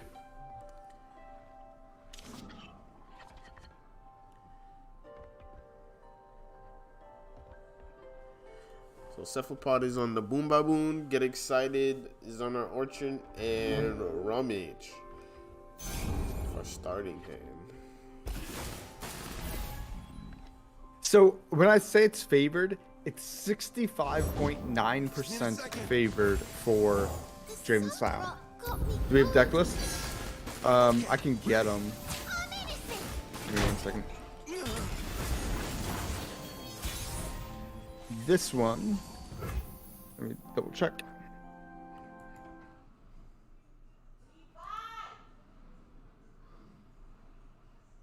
All right, this one I'm putting in the chat right now is Cephalopods. And this one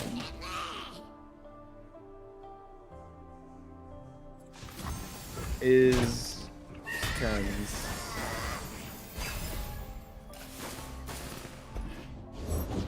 Trust me, I know what I'm doing. There you go. I could probably get that to you in a few minutes, Alan. Throw him away. Do you have the spreadsheet of Eccles? One for you. Oh. Yeah, I can download it. Yeah, if you could send that or put it in my chat, that'd be pretty sick. Alright, give me 1 second. Let me download it real quick.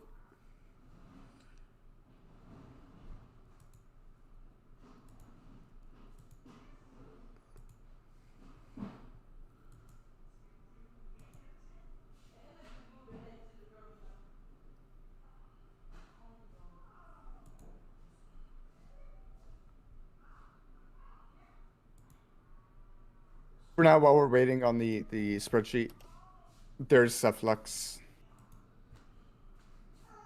I'll try and give you Stan Scats in a few minutes, but now we're in the grand finals. We do have Ken. Ken's down to 14. They're the aggro deck. They're down to 14. It's not very good. Against Cephalopod, Draven Scion, who's at 19 health. They do have the ability to just kill the Poppy should they try to develop more. They might try and develop more because they didn't play a Get Excited onto Poppy when they had a chance to. Oh, it's his prio. Get Excited on Poppy. Yeah, 100%. Sorry, I messed up the prio there. And with this block, it means a Get Excited will kill the Lecturing Yordle as well. I like to pass here, make him play out the 1 mana cards. Poison Darts.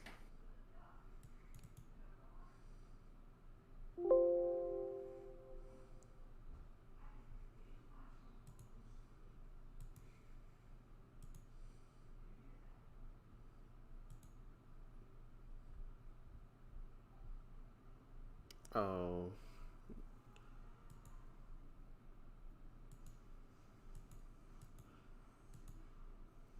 Wait, give me 1 second. Is this it?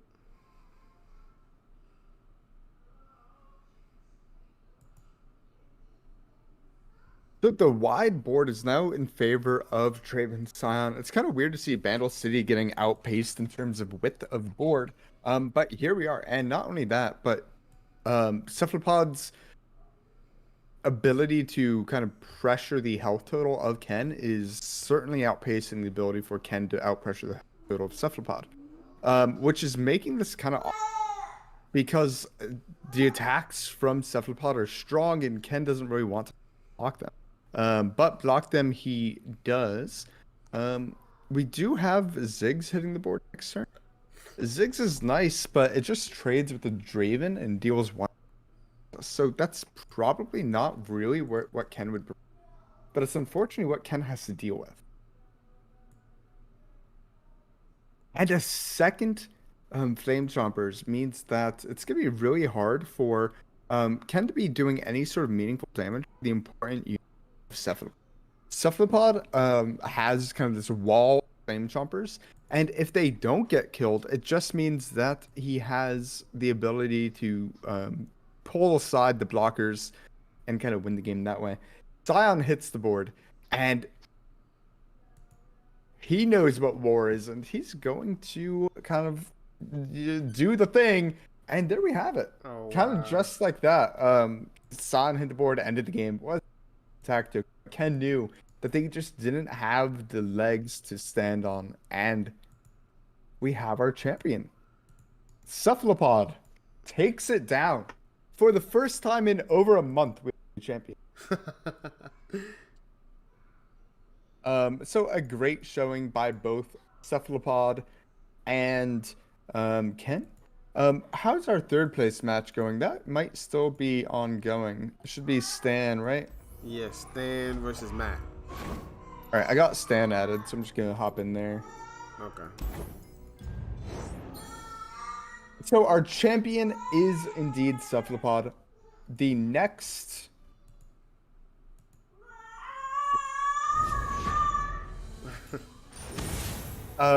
this match is featuring Rob Scargrounds against Actron Civic. Not bad. Oh, that's something you don't see every day. No, it's not. It's actually really cool to see it. Let us get going. Not only is it something you don't see every day, but it's like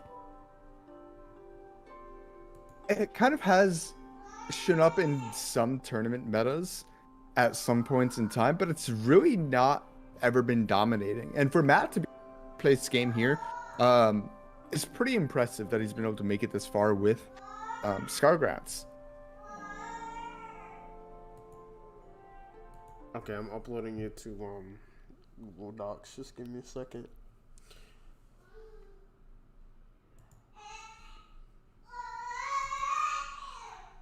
So with the Waking Sands coming down, the Waking Sands might inspire Matt to block with Braum. Unfortunately, if you block with Braum, Braum's gonna die. There is a Sharp Sight in the hand. And Matt plays around it, playing around Sharp Sight. Pretty cool. Pretty smart.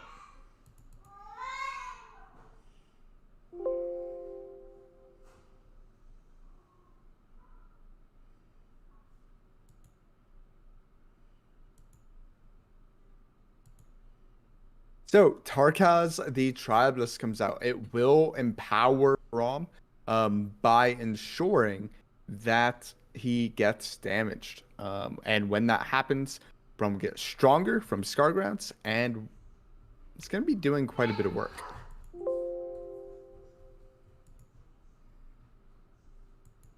All right, very well done here by Matt. Matt is going to put some damage onto Braum, and also is going to put some damage onto Tarkaz, and also would trade with that Bruiser or not even trade, would trade up to that bruiser if it decided to block. It did not block, so that is just 6 damage going to the face of Stan. Braum has a power to his name. He is tough, and I honestly am not sure how Stan is supposed to win this particular game. And unfortunately, I'm not sure if this is game 1 or game 2. I'm sorry, I'm not sure if this is game 2 or game 3 or who won game 1. That's currently where we're at. So with the barrier onto the bruiser, it does potentially mean that Sivir can get access to Spell Shield. If Sivir has access to Spell Shield, that means, or not Spell Shield, to Overwhelm, which means Cephalopod, congratulations. If you send your, he might still have it. I don't know. If you send your stuff over to We the Peoples, I'm sure he'll get you hooked up. But congratulations. Here we're in the 3rd place match. We got some Scar Grounds against Otters. So we'll have to see who can take this one home. We might see a block with Tarkaz. I feel like you have to block with something. You don't want to go down to 6. That'd be 8. Yeah, no problem. Thank you for tuning in. Unfortunately, I also can't. Yeah, there's the Death Lotus. The Death Lotus is going to pop that barrier, kill the Vagabond, and die. So we could see a Sharp Sight, but the Sharp Sight won't even be enough to kill the Tribalists.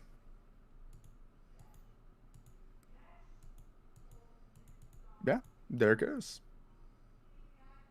Probably a Sivir into a buff.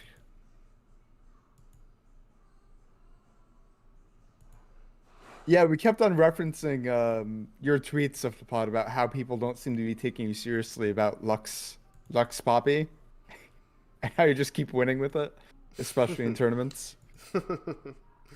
Most definitely. You got a believer in me. I'm gonna try and learn it. Challenger onto the Sivir means that they can threaten the Tribalists pretty much straight up. The problem is that Braum could pull Sivir and pop her Spell Shield, and that's always not good to get her Spell Shield pop for free. We're kind of in this weird endgame scenario in which both players have traded away a lot of their health. And not really seeing a whole lot of return for it. An open attack here would mean that Stan can develop the Bright Steel Protector.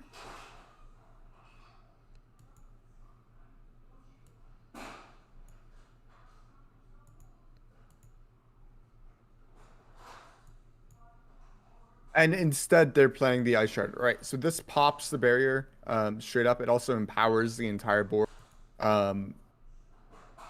Puts Braum up to 2 damage, which means that Braum is now threatening to kill Sivir. This Bright Steel Protector isn't actually going to be doing much if Braum gets pulled. Ooh! Stormclaw Earthsign and Earthsign Spirit Walker. That is not a card you see very often. Really cool though. So Sivir's dead, probably to Braum, because the barrier gets popped by Tarkaz as a Tribalist. And now there's a whole bunch of Overwhelm coming out from Stan. Like tons and tons of Overwhelm damage. I think this is going to be it. I think Matt is going to take this victory with Scar Grounds over Action. Kind of nuts. All right, so Matt won that game. Again, I don't know who game won. But we'll be finding that out shortly to see if they stop playing or not. So let's see.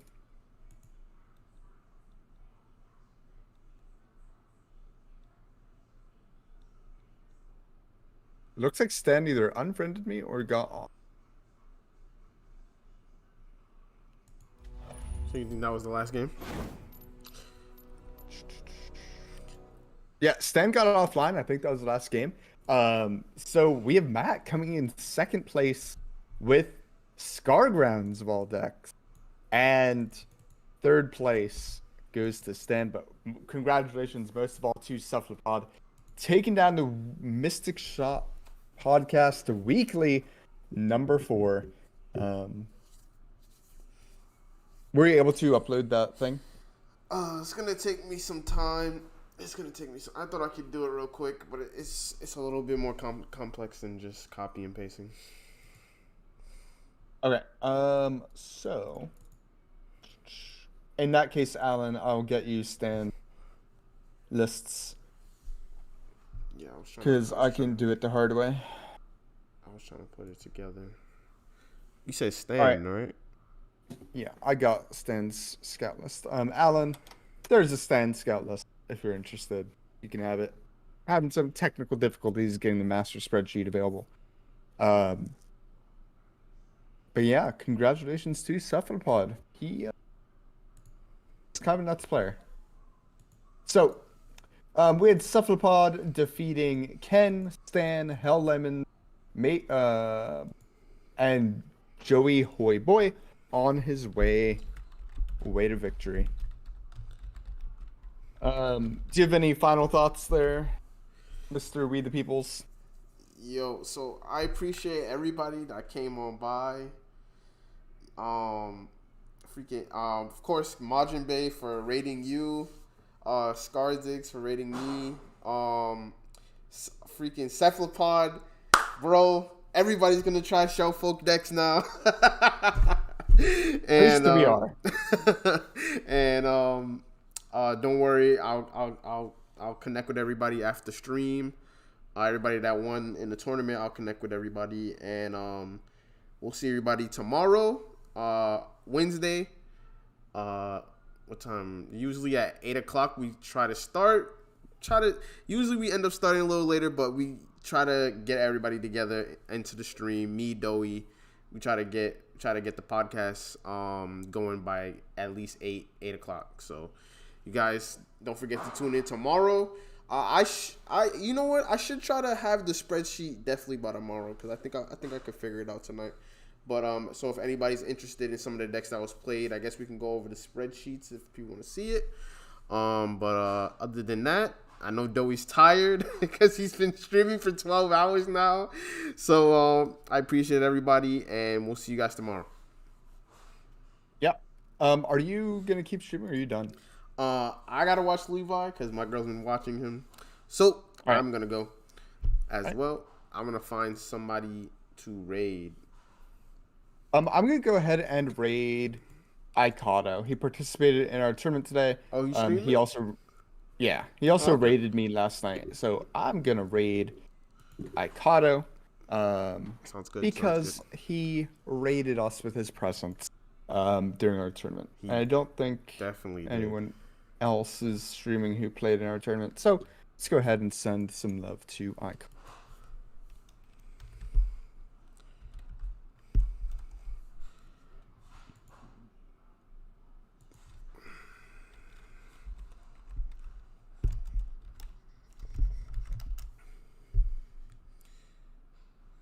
All right, peace out, guys.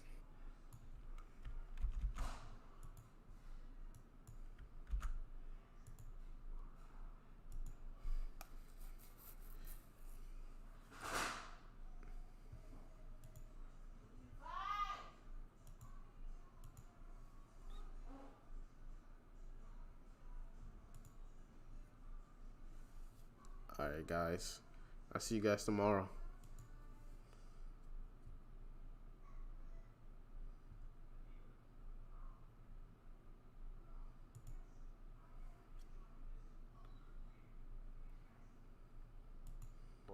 Who drew my emotes? It was a woman on Fiverr. If you want, I can, like, if you're interested in commissioning her, then message me, and I'll get your information. Yo, We the Peoples with the raid, and Doey Nut with the host? Yo, thank you so much, guys. Really appreciate it. Who ended up winning the tourney? It's fine. Yo, what's up, We the Peoples? And the raid from Doey. Hell yeah. Thank you guys so much. We were in the tourney a little bit earlier, but unfortunately ran into Stan. And Stan had a pretty good lineup into us, so not quite able to pull it out. We're still in the deck review scene? Oh, fuck. Yo, thanks for reminding me. Appreciate you, too. Cephalopod 1? Hell yeah, Cephalopod's a god. Cephalopod's actually just built different. Yeah, the Demacia guy to your deck? Yeah, you put him in as a one of. I think it's alright. I think he can make sense. I'm not like super impressed with him, but he's fine. He's fine. This is probably what, Sejuani coming down? One what? There was the Mystic Shot, what's it called? Mystic Shot podcast tournament this evening. And Cephalopod apparently was able to come out on top. He's kind of a god gamer. We played in it earlier, but we didn't have much success. We won a round, and then we played against Stan, who had a very favored matchup into us, so we ended up falling.